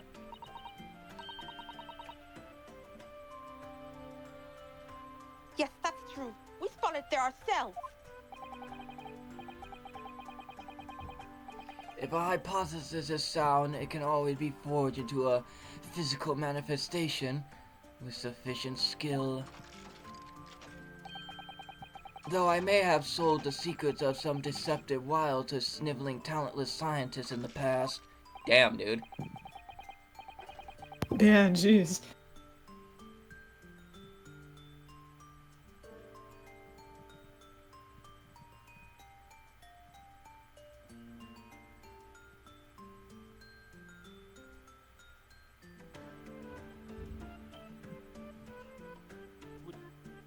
Would you therefore assert that the explosion of the machine was An unfortunate accident.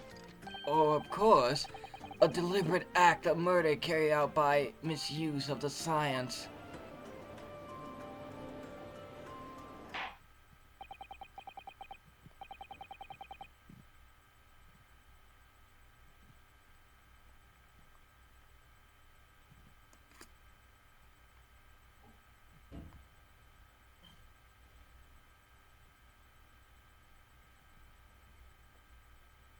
counsel for the defense? Your cross-examination, please.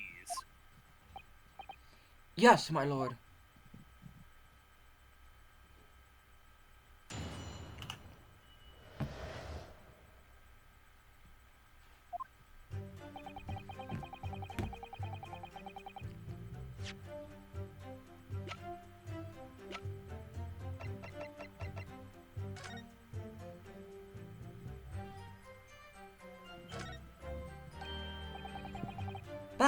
Look here, Miss Susato.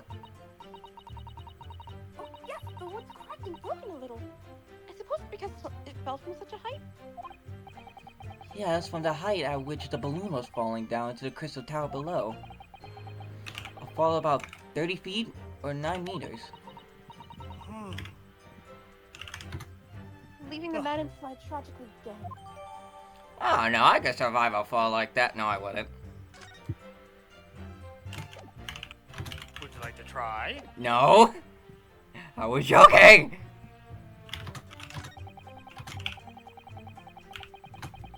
Yeet. Holy shit!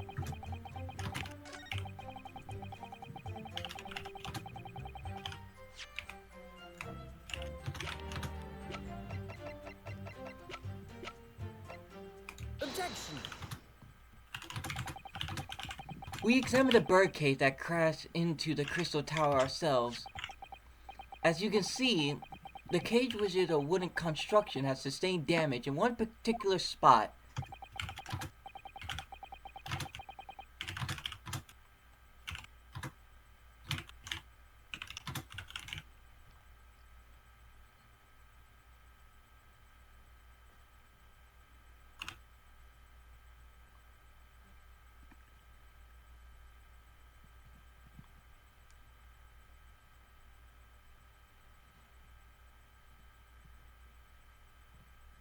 Following the explosion, it fell some 30 feet into the glass of the crystal tower.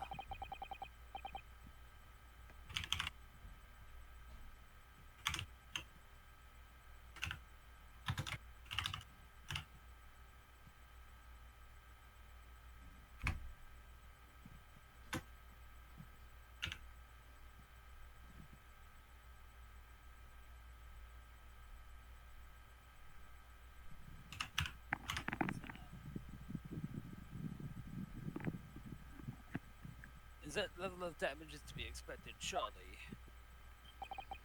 I agree. The damage itself is entirely understandable. What doesn't make sense is the location of that damage. All the breakage in the wood are at the base of the birdcage, not the top. That's because it fell. What are you saying? What are you even saying?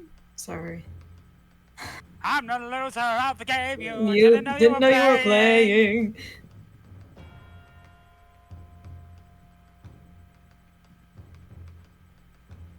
Resist, resist, resist, resist. resist. The musical rain. Ah! It's infecting me. I heard a story over and over Over again. again. Did I- It's But what I I finally finally meet made her her other other friends. friends.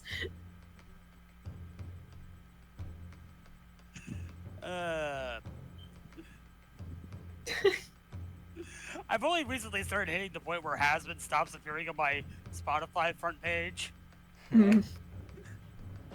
and then I fucked it. And then I Happened fucked it. again. Again, my Spotify Wrapped is just gonna be #1 Hasbin Hotel soundtrack 2. My Spotify Wrapped is gonna be fucking insane this year. It's just gonna be the fucking Ace Attorney soundtrack over and over again. It's just gonna be Hasbin Hotel soundtrack followed by are you okay? Do you want to talk about this? This was 6 months solid. 6 months? 6 months? Genuinely, 6 months. I did not listen to anything that was not the Hasbin soundtrack. Oh boy. I've only started to break away from that. I know what my top 3 looks like. I've seen into the future. Hasbin Hotel soundtrack. Tales from the Dark Side by A Sound of Thunder. And what the hell is the name of the album? Discipline by Garages. 4 is probably Sanguivore by Creeper. I have no idea what my top, like, songs are. I know my top artists will be the fucking Capcom sound team, but... Oh, top song probably Hell is Forever. I don't want to check because I want to keep it a surprise for myself. The opposite of where they should be. Oh well, only a few more months to wait till Wrapped anyway. That's right, my lord. And then we all get to be embarrassed by each other's musical tastes. Yep. Every year. Again, it's like I said, it's just gonna be Spotify is like, are you okay? Do you want to talk about it? It still reminds me of last year, because last year was when I, like, introduced, like, Spotify to Irodot, and he, like, started using it that year, and, like, I showed him our raps, and I'm like, hey, look, I got, like, 52 hours of listening time, that's the highest I've ever been, and his, like, listening time was 152, I'm like, what the fuck, dude? Oh, I'm not. That's a stat I'm not looking forward to because I literally do not go anywhere without listening to music. Yeah, I feel you. That I do not leave the front door without music playing. Yeah. The birdcage that was at the scene is damaged at its base. I think it's because he listens to, like, some ambient stuff while he's sleeping. Yeah, that makes sense. Yeah, so he has like 8 hours for several weeks worth of The result of me listening to music has been, wow, man, why do my shoes always wear out? And I realized the fucking sidewalk is sandpaper, and I dance down the street. Mine's just gonna be filled with goth music. Based. I listen to I Spotify. just recently had to switch pairs of shoes because of that. So we have Thankfully, I have some backups for once. So we have reports of the birdcage falling headlong into the crystal tower, yet the damage that's at the bottom. Launched. The only way to reconcile these two facts is to accept that there were two birdcages in play that day, which were at some point switched. Switched during what wasn't a scientific experiment at all, but an elaborate piece of state trickery.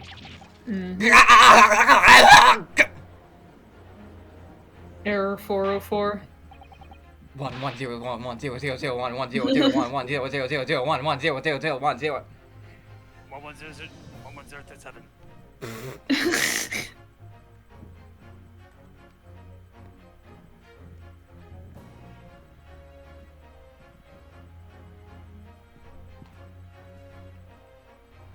What type of jackass will leave number at a radio frequency to tell me that he's gonna return to attack my city?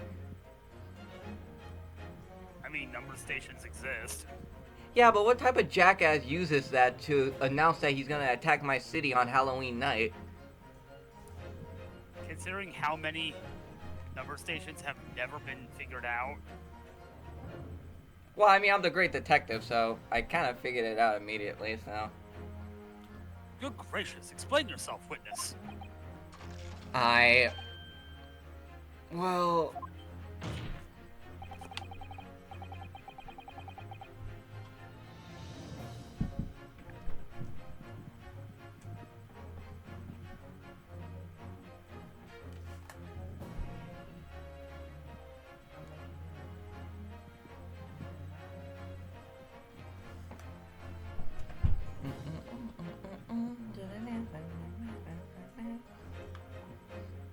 Neo's #1 song pick, Nocturne, by Capcom. No, that's only for when I feel like crying. Which isn't all the time, surprisingly. So it's just gonna be, Kazuma Sogi theme, ain't it? Probably. I already listened to it like 5 times earlier today. Logical conclusion we can draw. The damage on the base of the birdcage clearly indicates that it crashed tail first into the tower. Objection. But multiple witnesses reports claim it fell head first. Multiply all the witnesses and divide that by the birdcage. What would that equal? It equals a fish. How the fuck do I get fish? Hey, what's 2 plus 2? Oh, that's easy. Hippo. Materialized in the sky next to a balloon, flying over the stage, following a spontaneous explosion. At an altitude of some 60 feet above ground level. Which is approximately 18 meters. We use the Imperial in this timeline because it is the correct timeline. Suck it, metric users. Cat. Then proceeded to What the falsely fuck is a mile? What the fuck is in a kilometer? Into the Crystal Tower and the ensuing deflagration. Point. Witness reports amid such chaos are notoriously unreliable. Objection. But the victim's neck was broken! Objection.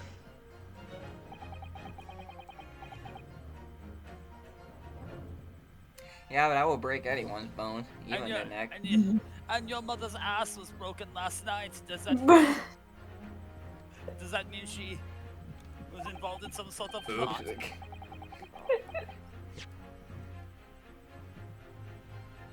He plummeted 30 feet inside a heavy-footed cage. However he fell, it would be unsurprising to find one or two of his vertebrae crushed. Yeah, this man was not supposed to survive this fucking experiment at all. This Nope. was all murder. Yeah. Even if it was successful. A riveting scientific analysis of events from the prosecution here. If it was successful, then it would just turn into the jaunt. Yeah. That would be enough to kill him. So to be even more rigorous, you would have to say it was only one vertebrae, actually. Jesus fuck. Actually. Actually, he only broke his neck, idiot. He wasn't quiet for long.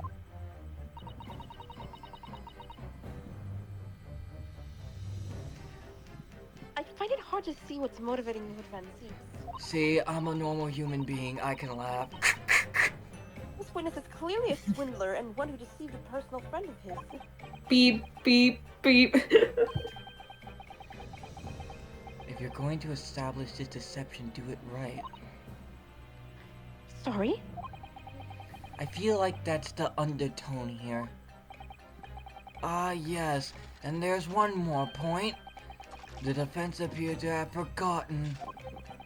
It obviously wasn't a trick, as a certain truth very plainly demonstrates. What?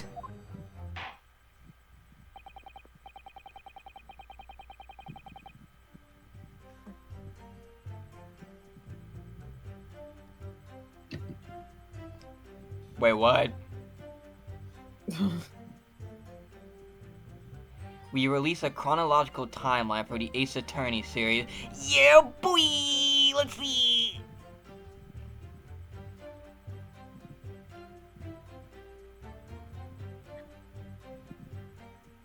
A chronological... for what, huh? A chronological, order of the Ace Attorney timeline. Oh, yeah. But why? It's very straightforward. Yeah.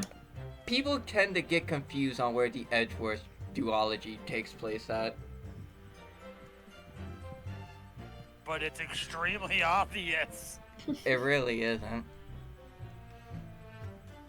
Don't those games use his old design, therefore it makes perfect sense for where they are? Yeah, but when you say that, people think, oh, the duology takes place after Justice for All.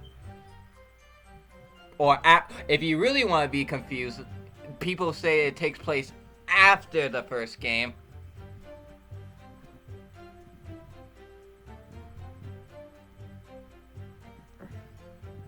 These people are stupid. Yeah. It's very clearly after the third game. And then there's a time leap. Fucking bitch ass is homeless.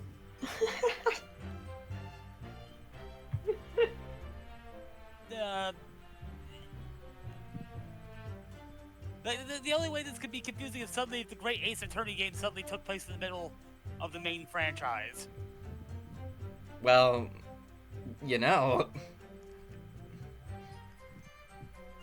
Which, to be fair, considering the constraints of technology in this franchise, I wouldn't be surprised. I actually have the latest in smartphone technology here. Pulls out flip phone. It seems to me that the cross-examination had better continue until we resolve this matter. Mr.Drebber, you will amend your testimony with details of this truth. Of course, we must treat the matter scientifically after all. Ah! I nearly had him there!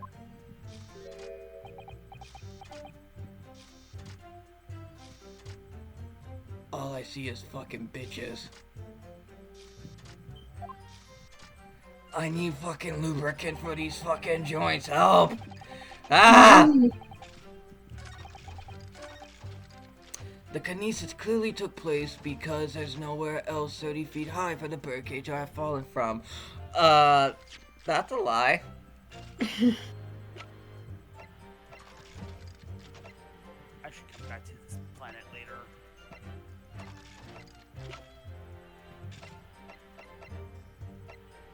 Objection! This is a diagram of the experimentation stage and its surroundings.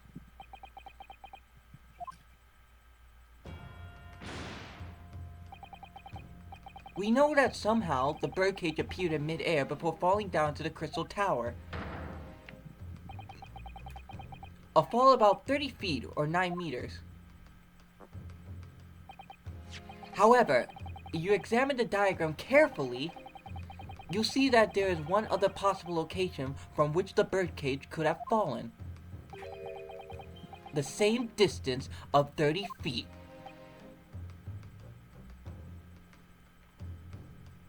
Mystery Man is not impressed. When is he ever? He's just been standing there. Let me do some platforming. Hold up.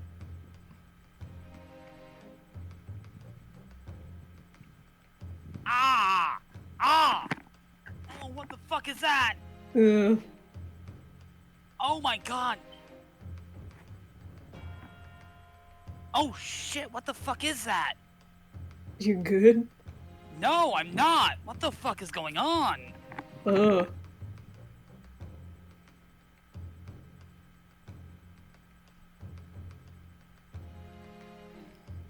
Can we get Ace Attorney 7 now?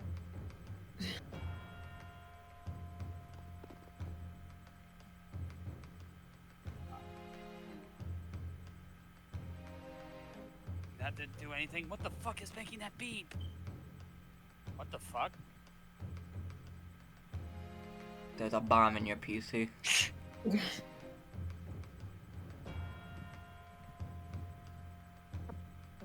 Why is the emulator doing that? Oh.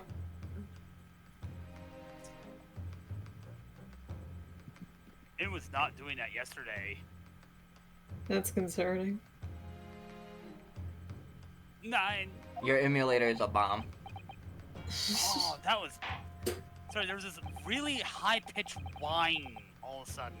Mm. It's like a eeeeee. Oh. What the fuck was that? Well, it appears the defense has possible explanation to put forward.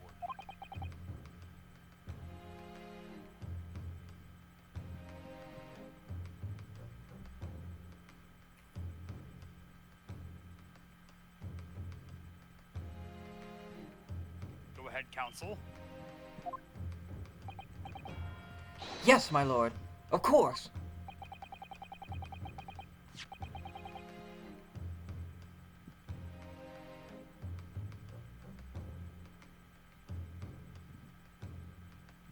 You will indicate the place to which you are referring in the same diagram.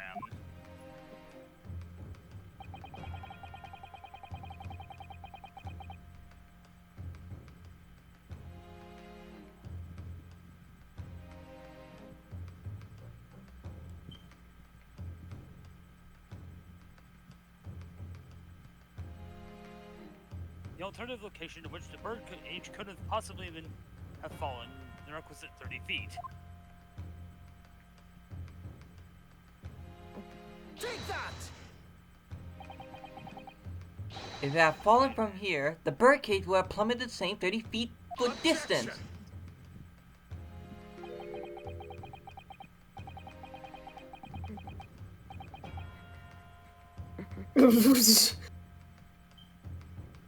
I've been here the entire time.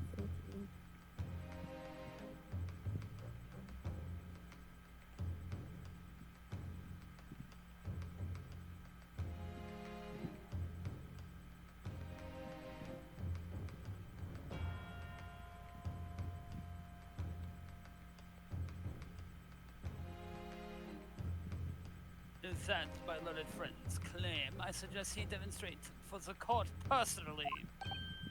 Huh? Fall and break in. Ah! My health! It is time for you to die, Naruhodo. You didn't have to shoot me. I did. That is a request. You are to die, so die. I'm bleeding. I'm fucking bleeding now. I'll get it right this time.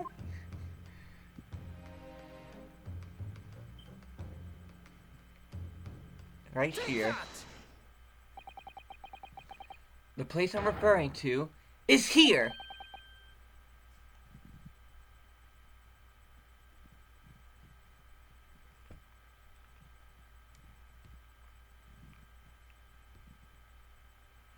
So they call you Francisca Von Karma, huh? How about you be, nope, that's a stupid joke.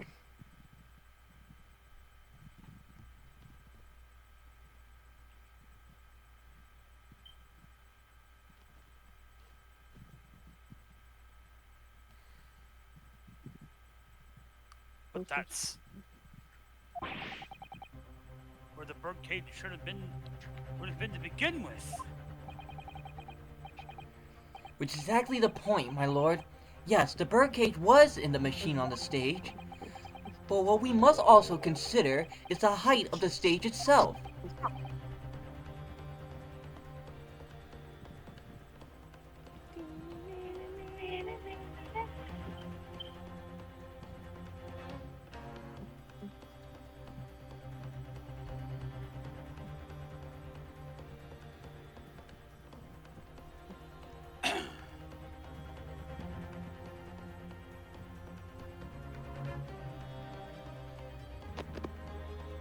Go on, counsel.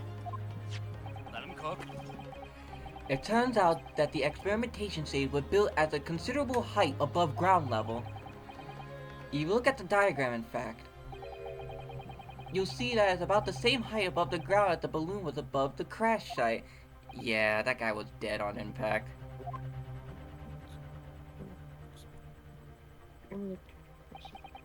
When the experiment got underway, the machine and the birdcage were engulfed in steam. There goes all your bones. At that moment, the floor of the stage gave way, and we assumed there to be a void underneath. This birdcage and the one seen by the audience would have fallen almost exactly the same distance.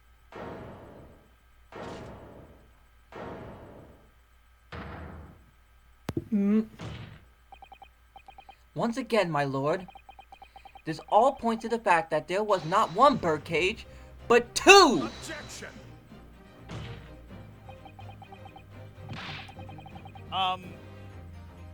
So I'm going to have to ask that we stop everything for just 1 second.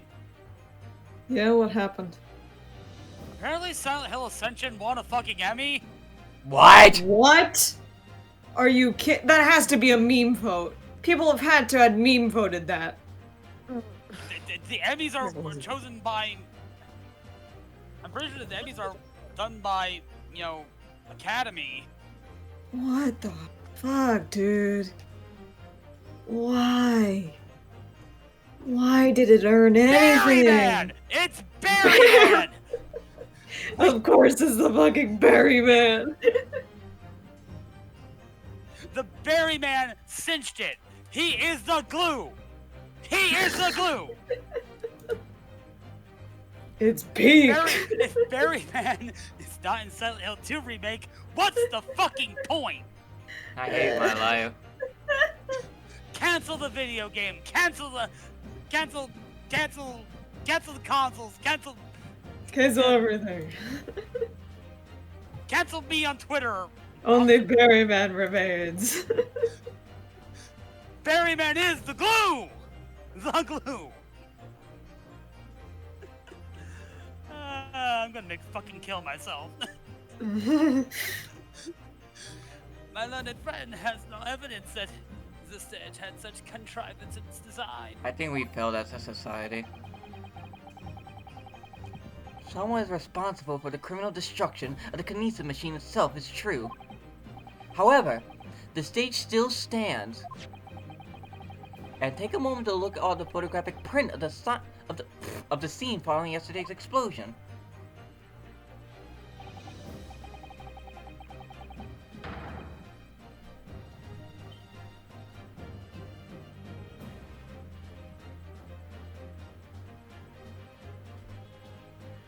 Creative arts and me? What?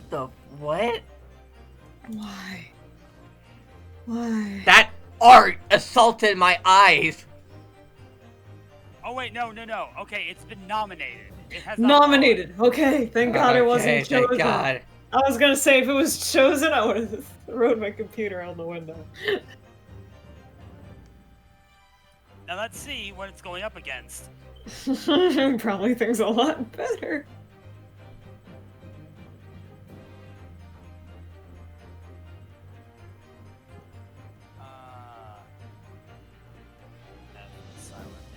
Though behavior winning an Emmy would be something. Or wait, or has it? Because like, Are we getting nomin- conflicting information? no, because I'm definitely seeing it in multiple places, including from the Emmys website themselves. Okay. So that's confirmed.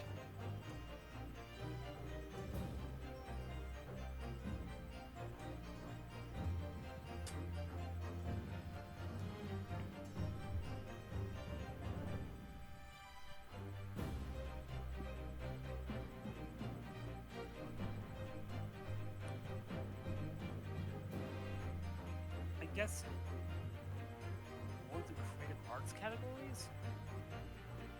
This is just a list of. I can't find it anywhere, but it is seeing it listed, so I'm not from their official website. So Yeah. Okay. We have. It was one. Okay. GenVid is honored to win the 2024 Creative Arts Emmy Award for Outstanding Innovation in Emerging Media Programming for Silent Hill Ascension. This award is a testament to the dedication of team members around the world who worked on this project for years. For years? So it was mostly for the tech involved.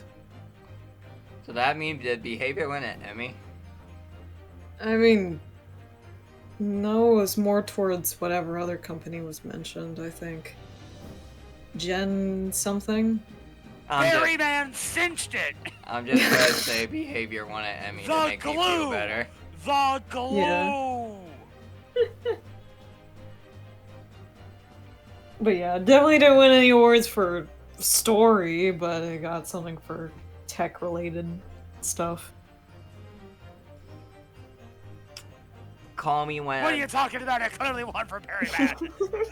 Call me when a tech teleports me actually inside the game that is a VR, and I literally die in the game.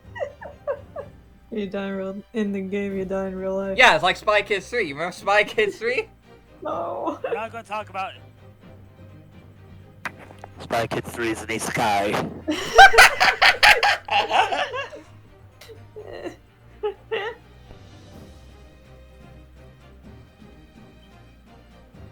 Ding dong bing bong, but we're in Spy Kids 3. Game over. No. No. Good lord, the metal grill for the floor of the machine is undone. He's not the guy. I am. Yeah, he's not picking berries. The glue, the most important character. I can't believe Elijah would have appeared in 5 minutes. John and died. Silent Hill.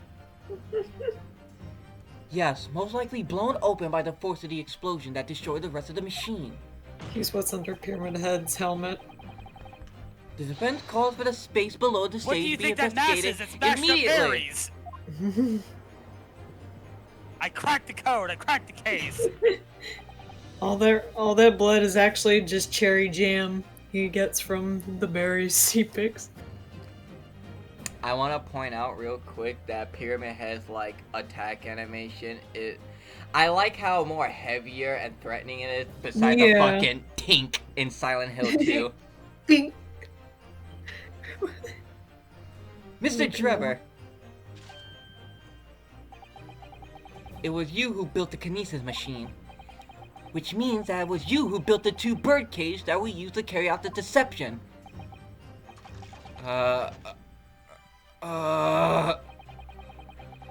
Whether Professor Harebrained hypothesis is sound or not makes no difference. Because it's construction of this machine that matters. A machine designed to take Mr. Assman's life. And lay the blame firmly at the professor's door. Something that could only have been carried out by you, Mr. Mr.Drebber!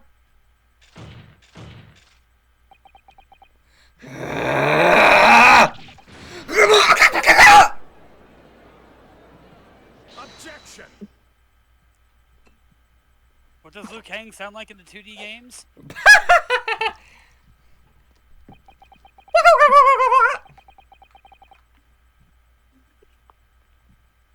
Mystery Man, cut. If my learned friend had And he bows.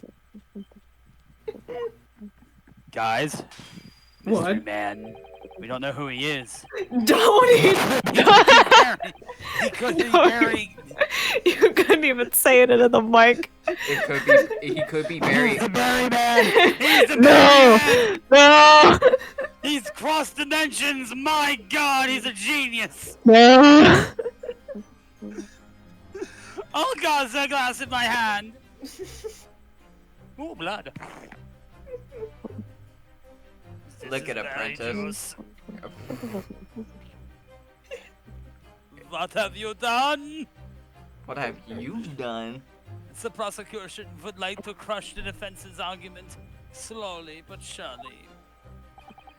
What? Your argument fails to hold water on 2 counts. 2? 1, 2, Me when I kill survivors. 1. 2. 3. 4. Never mind, one went through hatch.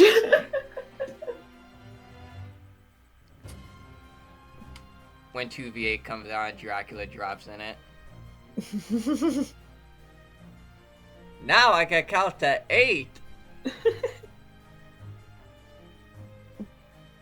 One berry. Into the berry verse. No! It will make 1 penny. 1 berry zillion dollar. Firstly, before and after the experiments, this witness went nowhere near the kinesis machine. Every relevant member of the staff from the exhibition has been attested to that. And I believe members of Scotland Yard have also been on watch that day. On watch duty every public experiment. In other words, Mr. Drebber had no opportunity to switch it. The alleged pair of bird cages. But I already explained why you wouldn't have needed to.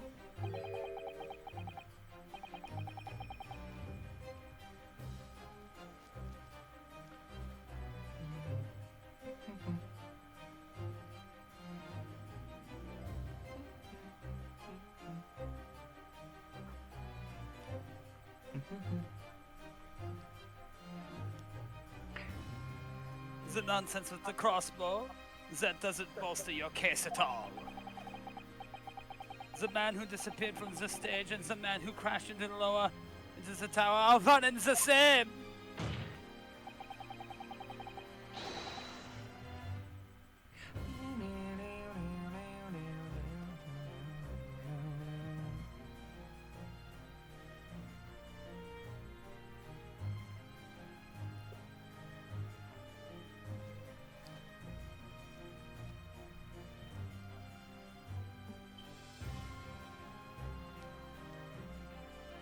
The forensic investigation team's report is unequivocal on that point. Go!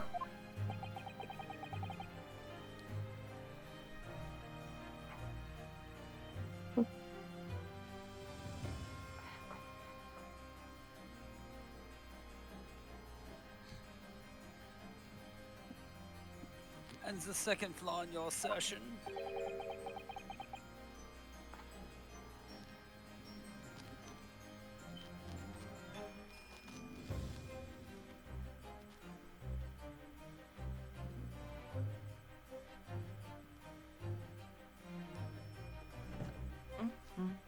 Is a distinct lack of motive. Why would this man have wanted to take the victim's life? He had no reason to do so. A motive? Do I have to think of everything myself? Scroll.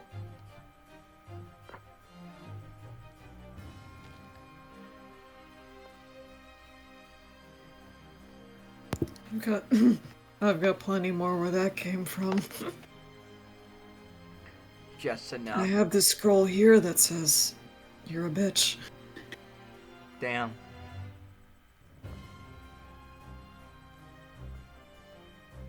Do we have a profile on Mystery Man? Do we? Yay, we do! Yeah, we do. Yeah! Age? Age?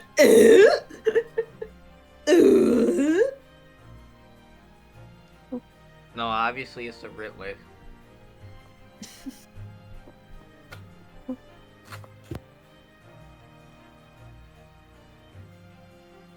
I have here a contract provided by the witness. What contract is this, Lord Van Zeeks? The contract into which Mr. Drebber entered with the victim, Mr. Assman.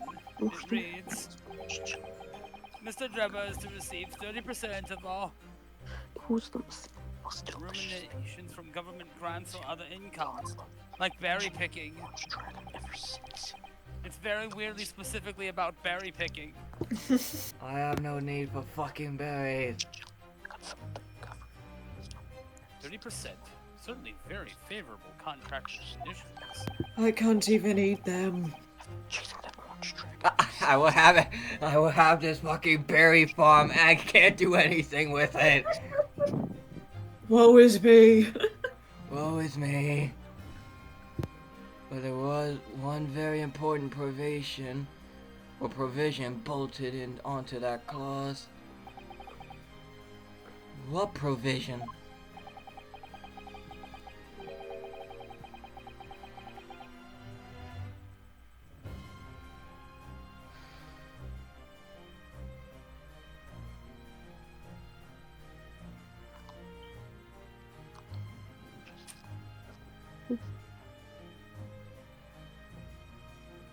Would you rather be surrounded with things that you're allergic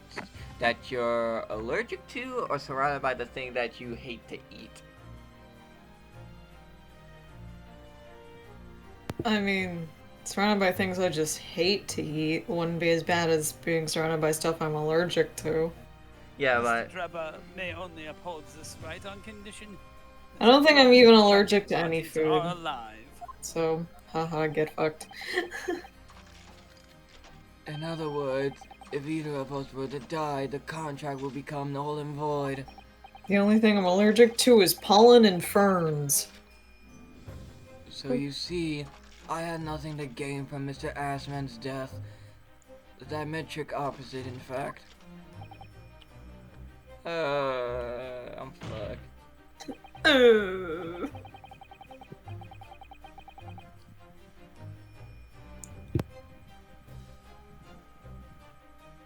But what if Asman was the professor? Then he would have a motive. Because he wants Need I that say bitch dead. more? The witness had neither an opportunity nor a reason to commit the alleged crime. Or maybe Clint's ghost killed the professor. But he wasn't prosecuted. What? Oh wait, no. Was he prosecuted? Yeah, he was prosecuted. So yeah. Clint was like, "Fuck this shit.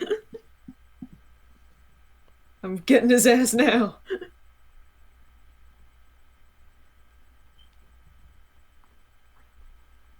In short, the possibility of Mr. Drebber having done as you suggest is no.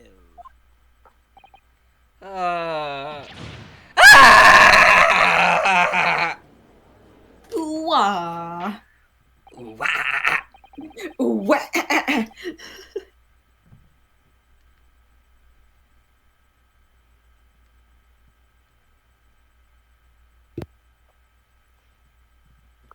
E, E, E. E. E. E.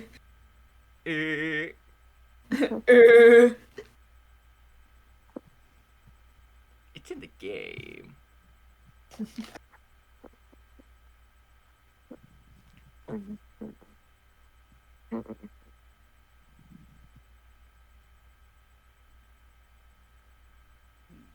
It seems the defense's assertion is but somewhat wide of its mark. Lord Van Zeeks, will you submit the contract as evidence, please? Desperate. It's true. If Trevor had no opportunity to switch the birdcage under the stage with the one in the Crystal Tower, he could have done it. And in any case, I have no idea what his motive might have been.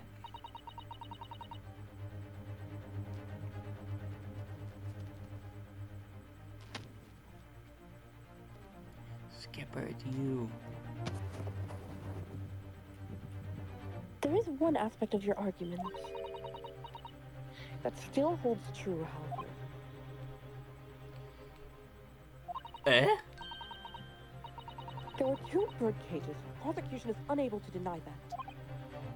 Ah. So I'm sure you're on the right lines, Mr. Naruhodo.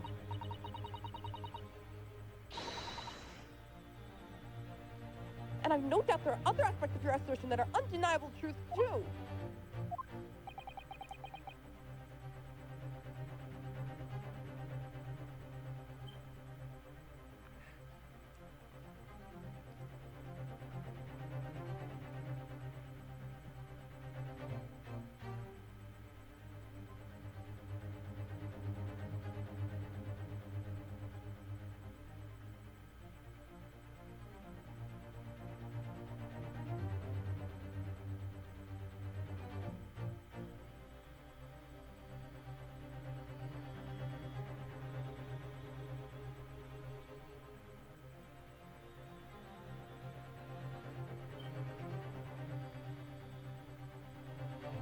Well, it would seem.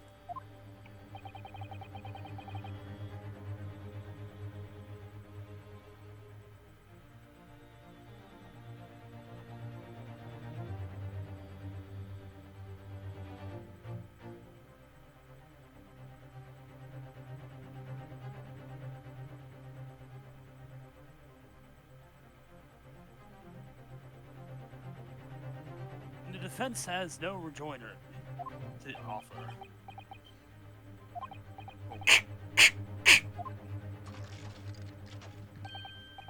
Well, It's getting real laggy. I must say I'm a little surprised. I think it's back up to speed now. I came here to testify about the machine I built. Nope, it's laggy. It is. It's lagging behind more than usual. I'll say Okay. that much.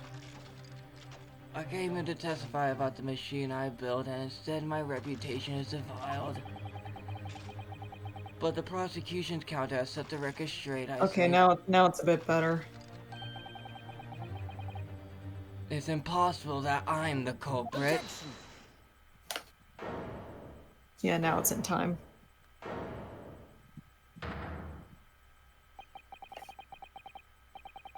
At the beginning of this trial, we believed that there was only one birdcage. Oh my god. Now it's a white screen. What? It's just white. Okay, now it's back. We got flashbanged. I need to find that video now. Think fast, Chuckle Fox. Give me 1 second. As your brother dies in the background. Mm-hmm.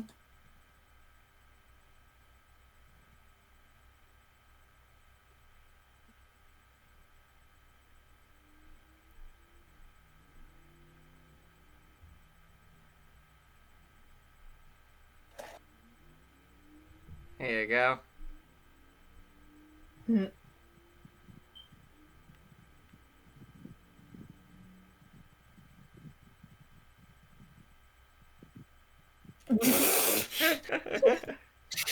Like, I don't even know what, like, the context is, but that's really funny. Mass knows the context of it. I'm pretty sure he's seen the damn movie. Oh, yeah. Yeah. And now we know there must have been 2. In other words, there was more to the demonstration than we realized at first.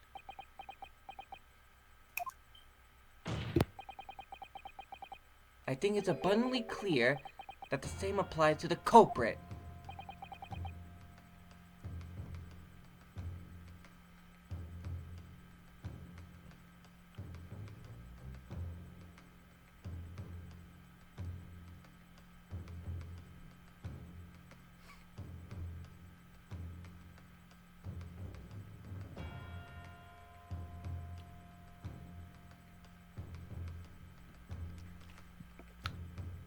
Why didn't Green Goblin just use the disintegration bomb? Is he stupid?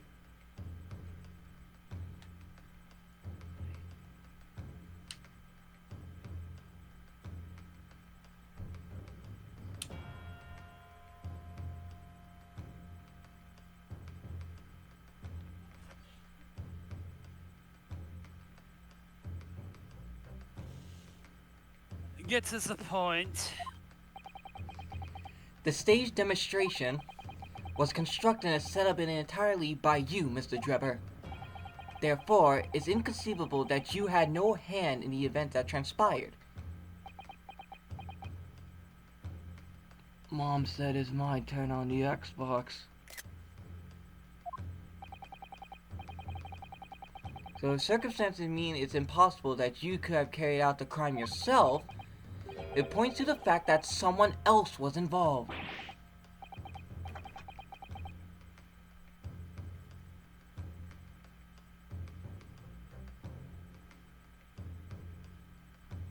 There was an accomplice. So now we have to figure out who the fucking accomplice was.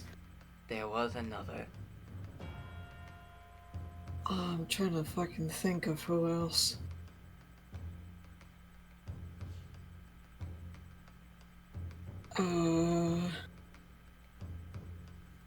Hope it's not Tuspels. I don't think it is. What? Huh?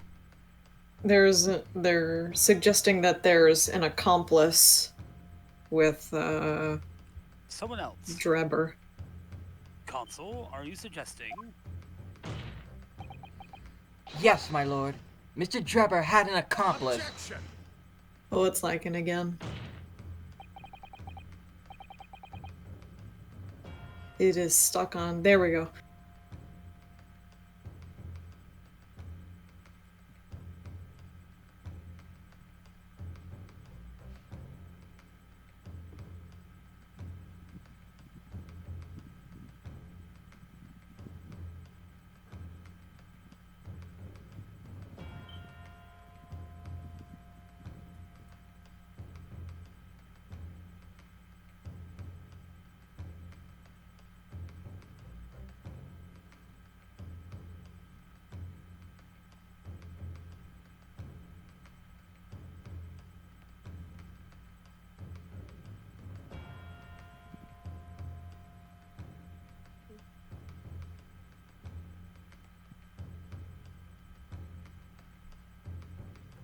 An accomplice now?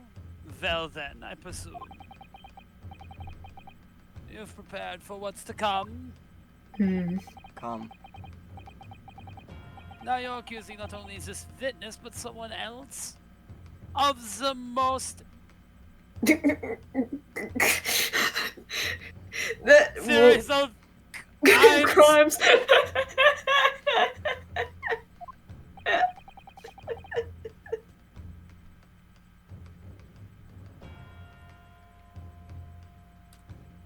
And now it's stuck again. Hold on. I can fix this. Well, no, it was back, but yeah. See if you can fix the stutter, I guess.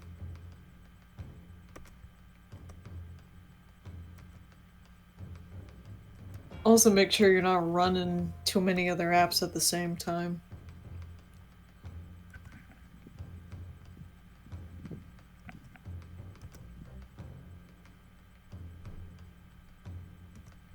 There you go. Seems good for now, If yes. these accusations turn out to be false, Yep. then make no mistake, I had to reload a new clip. My bad. It's okay. the prosecution Yeah, will that's demand a- an equally serious punishment for your slander.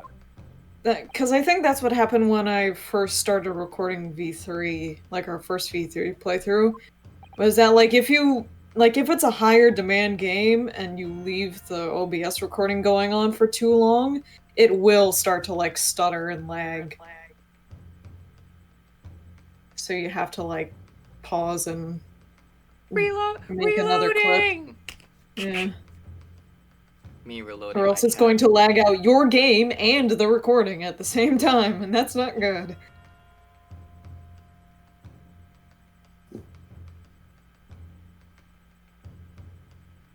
Well, counsel,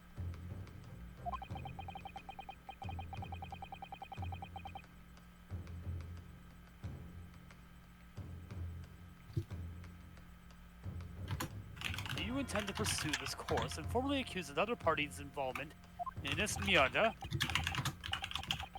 What do I do here? At the moment, this is a little more than a hunch on my part. I don't know for sure if Drebber had an accomplice or even he really is the culprit here. Can robots kill? One way or another, though, I have to make my position clear as a lawyer. So what's my stance going to be? Did Drebber have an accomplice or not? Name the accomplice. Oh god, I hope it's not Toss Bells. The defense is ready to name Mr. Drebber's accomplice. Somehow the two bird cages must have been switched. Everything points to that. Yet according to the coroner's report, that's not a possibility. Hey! Oh, Scythe? But that inconsistency itself is a clue. Did Scythe say that?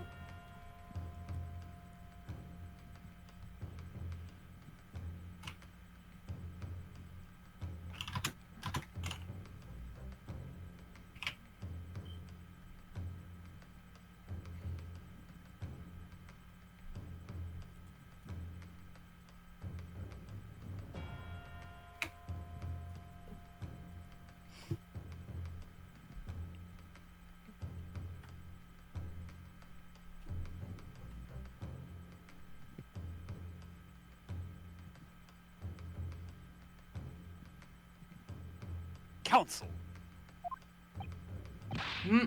My lord?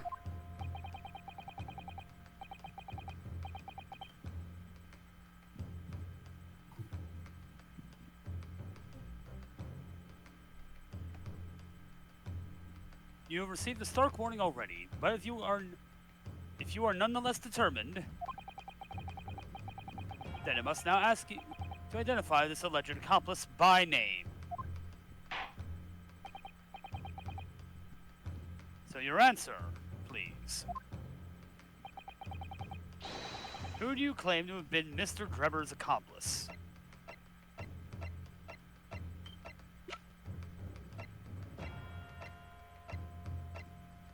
Take that! The name of the person in question is...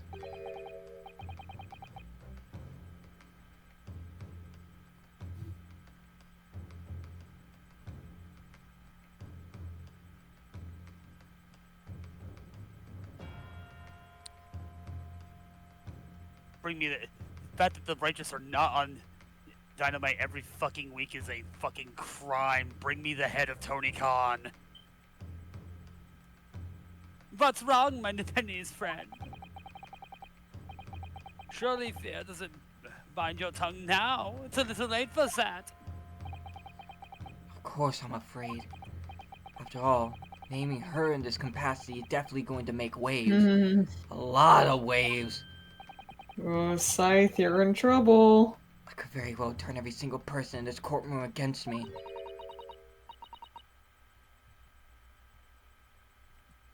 I'm sure we'll be all right, Mr. Narihodo. Thank you, Miss Usato.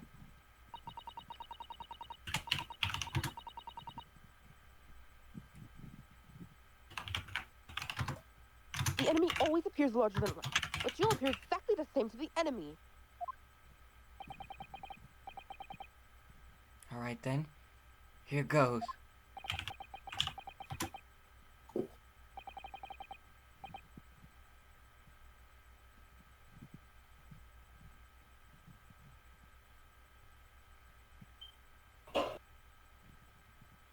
You've kept us waiting long enough. Your answer, counsel, now.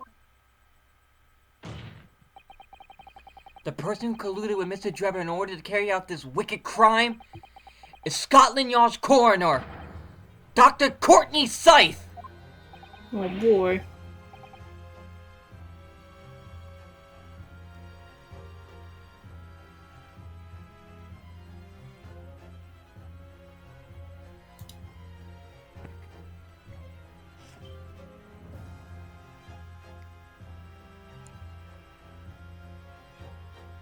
What in the blazes are you talking about, Dr. Sith?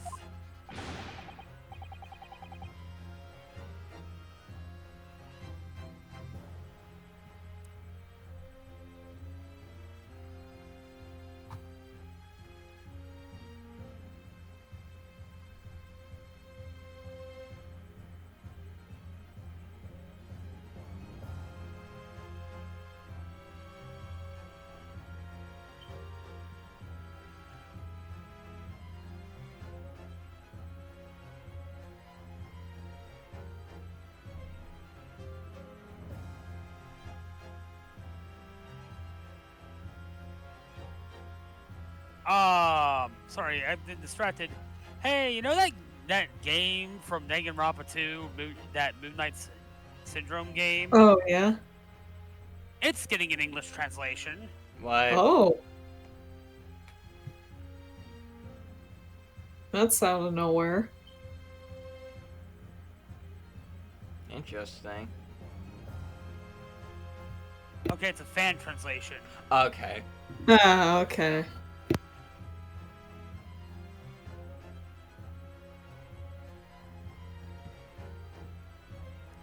Apparently they got the translation fan patch running on hardware. Good lord.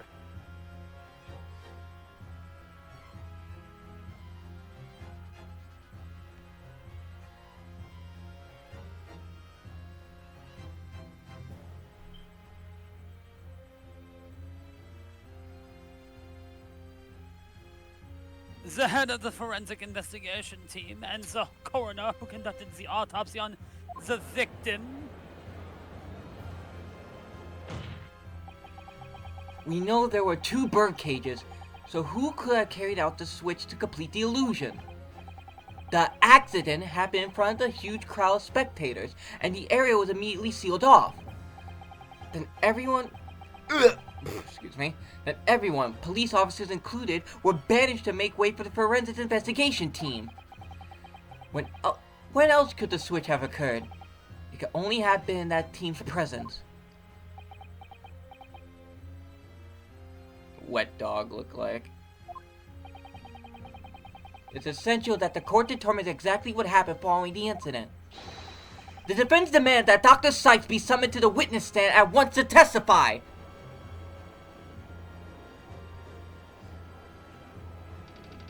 Ah! You got a nerve, lad! Standing up there dragging the yard's name through the mud. I didn't mean to. I know that woman very well. There's no better dead room worker out there. How dare you call her a criminal? Things are about to get very heated. Things are about to get very not good for Ryunosuke's case. Yeah. You just hear so. How dare you call my ex a fucking criminal, Mr. Naruhodo? My learned friend's imagination appears to be wilder than the east, and at night. Eh? But the recklessness of your accusation aside, there's another grave problem with your argument. Where's the evidence? One of which the prosecution demands you address at once. A grave problem? Oh my word!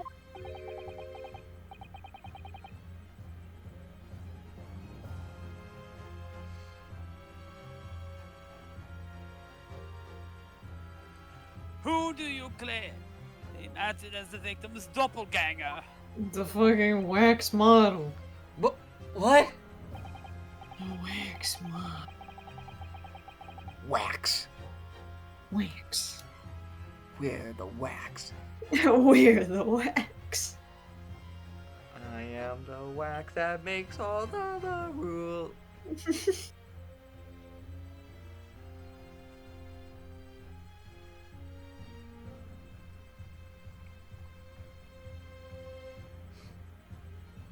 How much does it cost to get a wax figure of me?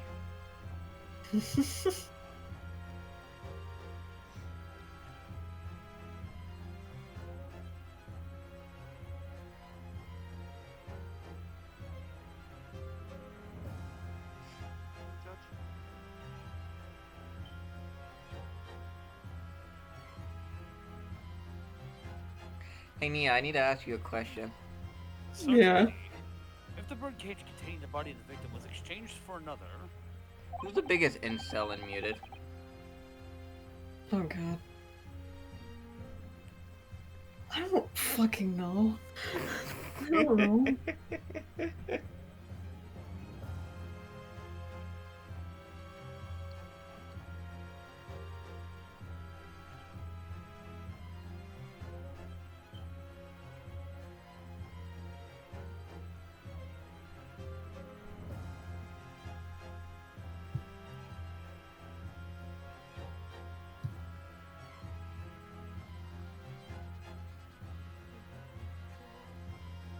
that cage must have also contained the body. And yet, no missing persons or accidental deaths of anyone even remotely resembling the victim have been reported.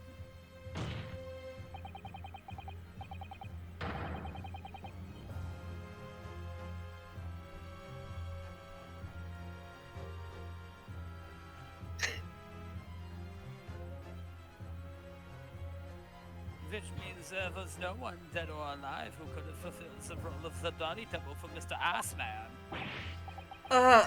That's true. And my argument is that there were two bird cages, and there must also have been one person inside each. I don't know if I got an answer to this yet. Have I? What can I do to reveal how this double stunt was achieved?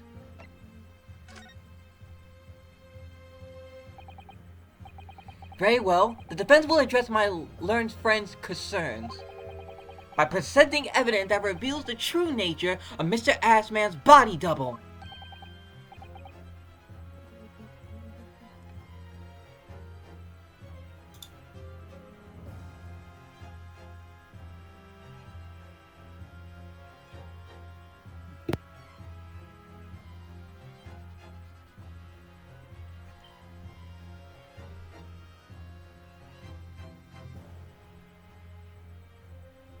Good gracious. Evidence?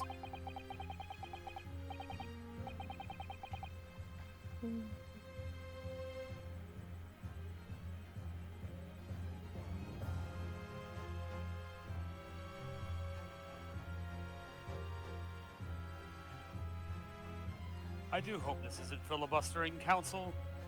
The court is expecting a name.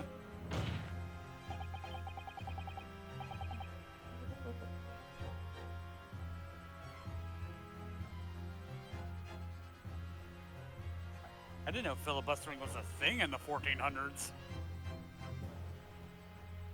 Filibuster. Or as I like to call it, politics and the art of yapping. Yeah.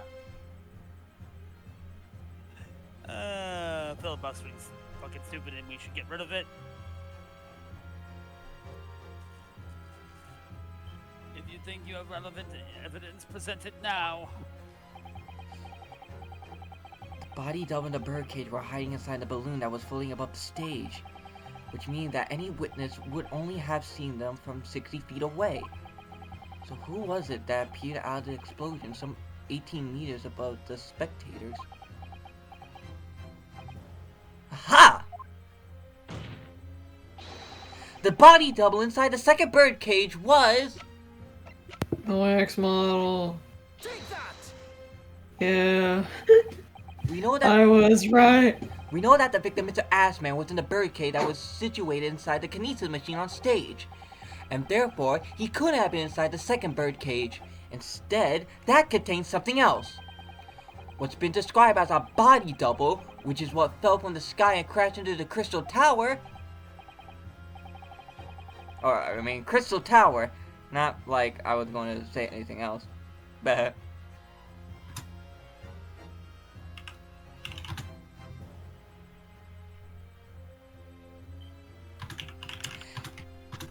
Yes. Get the director for Alien Romulus and get the director for Prey to make a collab of Alien vs. Predator. Let them cook, Disney, please. I'm begging you. And set it in feudal Japan.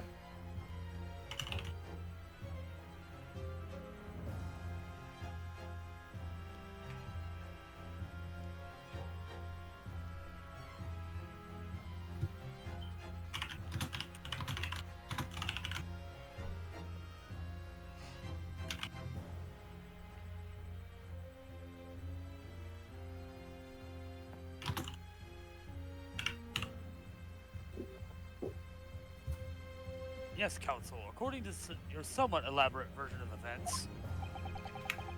And that body double inside the second birdcage was in fact...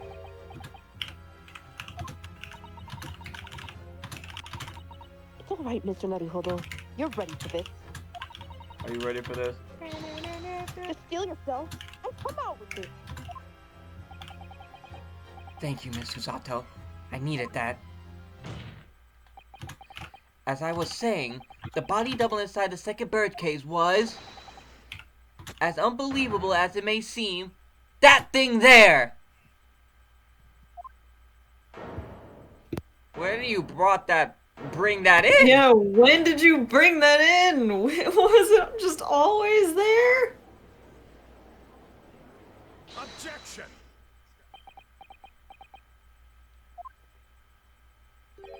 What the fuck is that?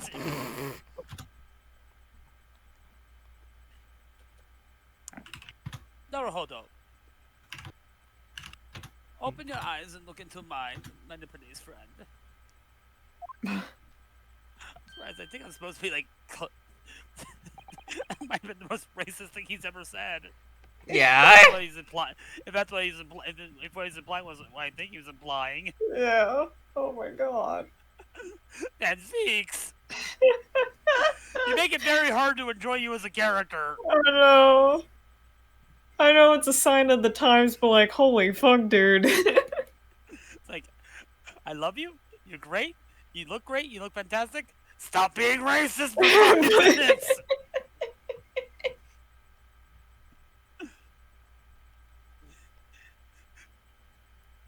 Now tell me, what are you playing at?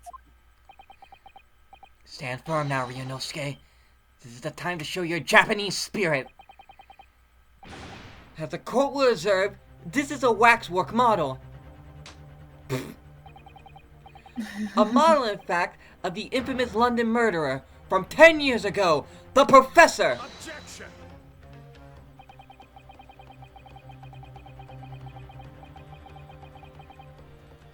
Oh boy.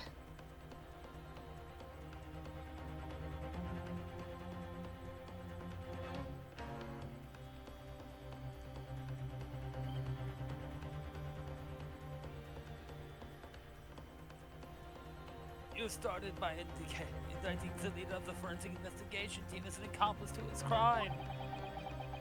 And now you've moved on to indicting Waxworks. Yes! That's about the size of it.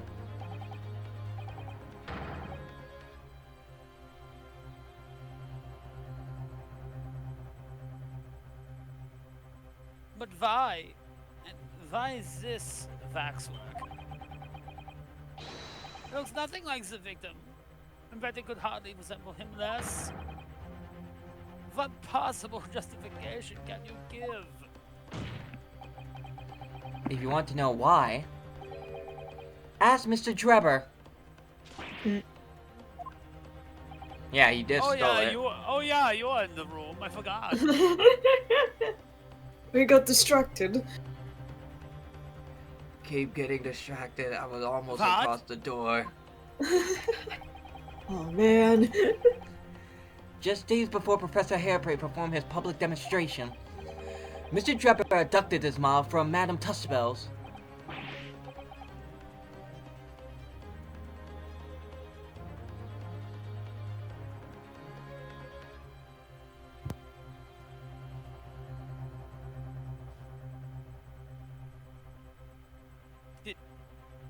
Did you say abducted? And 2 days after the incident at the Great Exhibition, he returned it to the museum.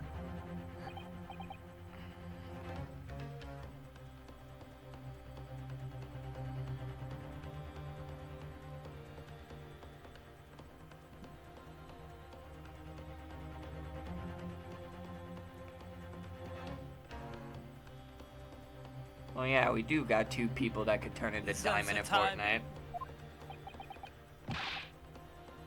And several of them can turn into gold. Yeah. Diamond's window.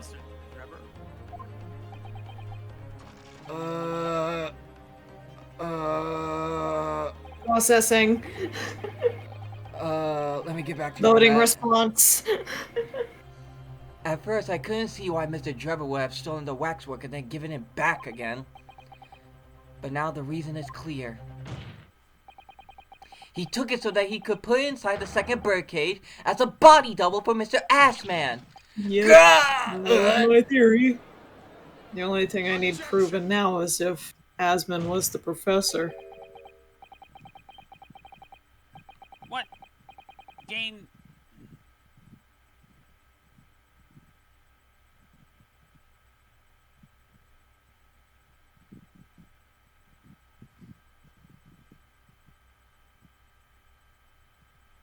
One second. Okay.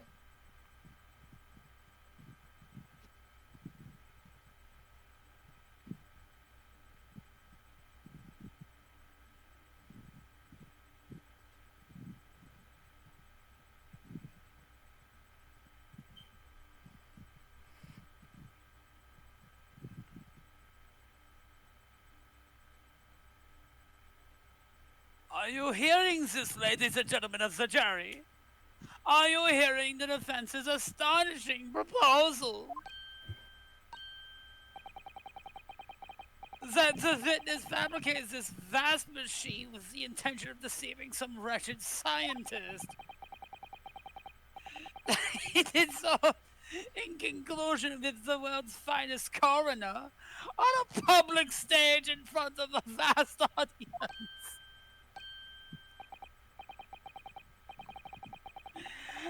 And that the effect of the deception, he used a waxwork bottle. No way resembles the victim. Are we really to believe this far-fetched tale? What do you decide? Objection! Wait! Yes, if you put it like that, of course, it sounds fucking stupid. You a bitch! I need to speak, if you please. Go ahead, Mr. Foreman, Mr. Lincoln. Myself and my colleagues have reached an agreement.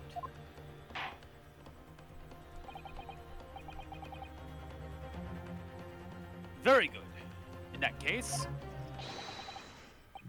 ladies and gentlemen of the jury, will you state your leanings for the court to hear now? Guilty. Guilty. Guilty. Guilty. Guilty. Guilty. Guilty. Guilty. I missed it. Sorry. Gilly! You let this child into the courtroom. I don't fucking know, man. I'm just here. The fucking our judicial system, apparently. Yeah. Reminds me of my own professor talking about all the times he's been on jury duty. You better call Saul. He was the foreman for a case. Or, not a case, but for a court jury.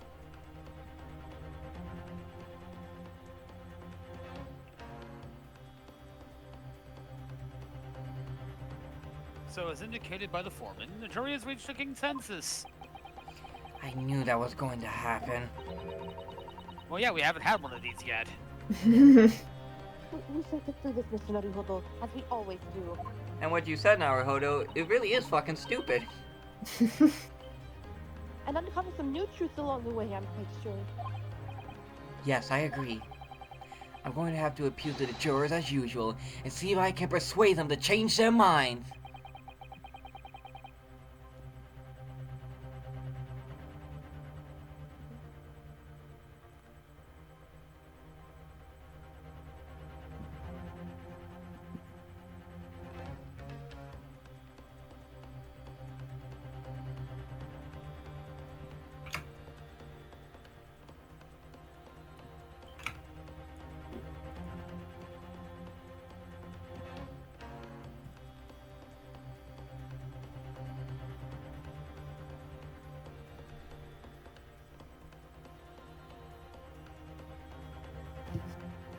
The defense will now embark on a summation examination. I'm not even gonna...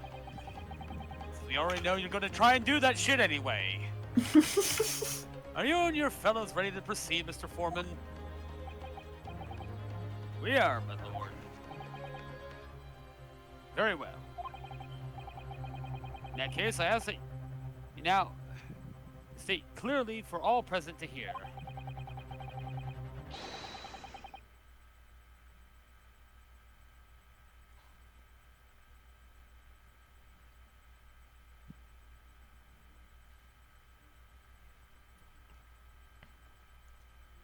The grounds on which each of you have decided that the defendant is guilty of the crime of which he is charged. We'll save it here.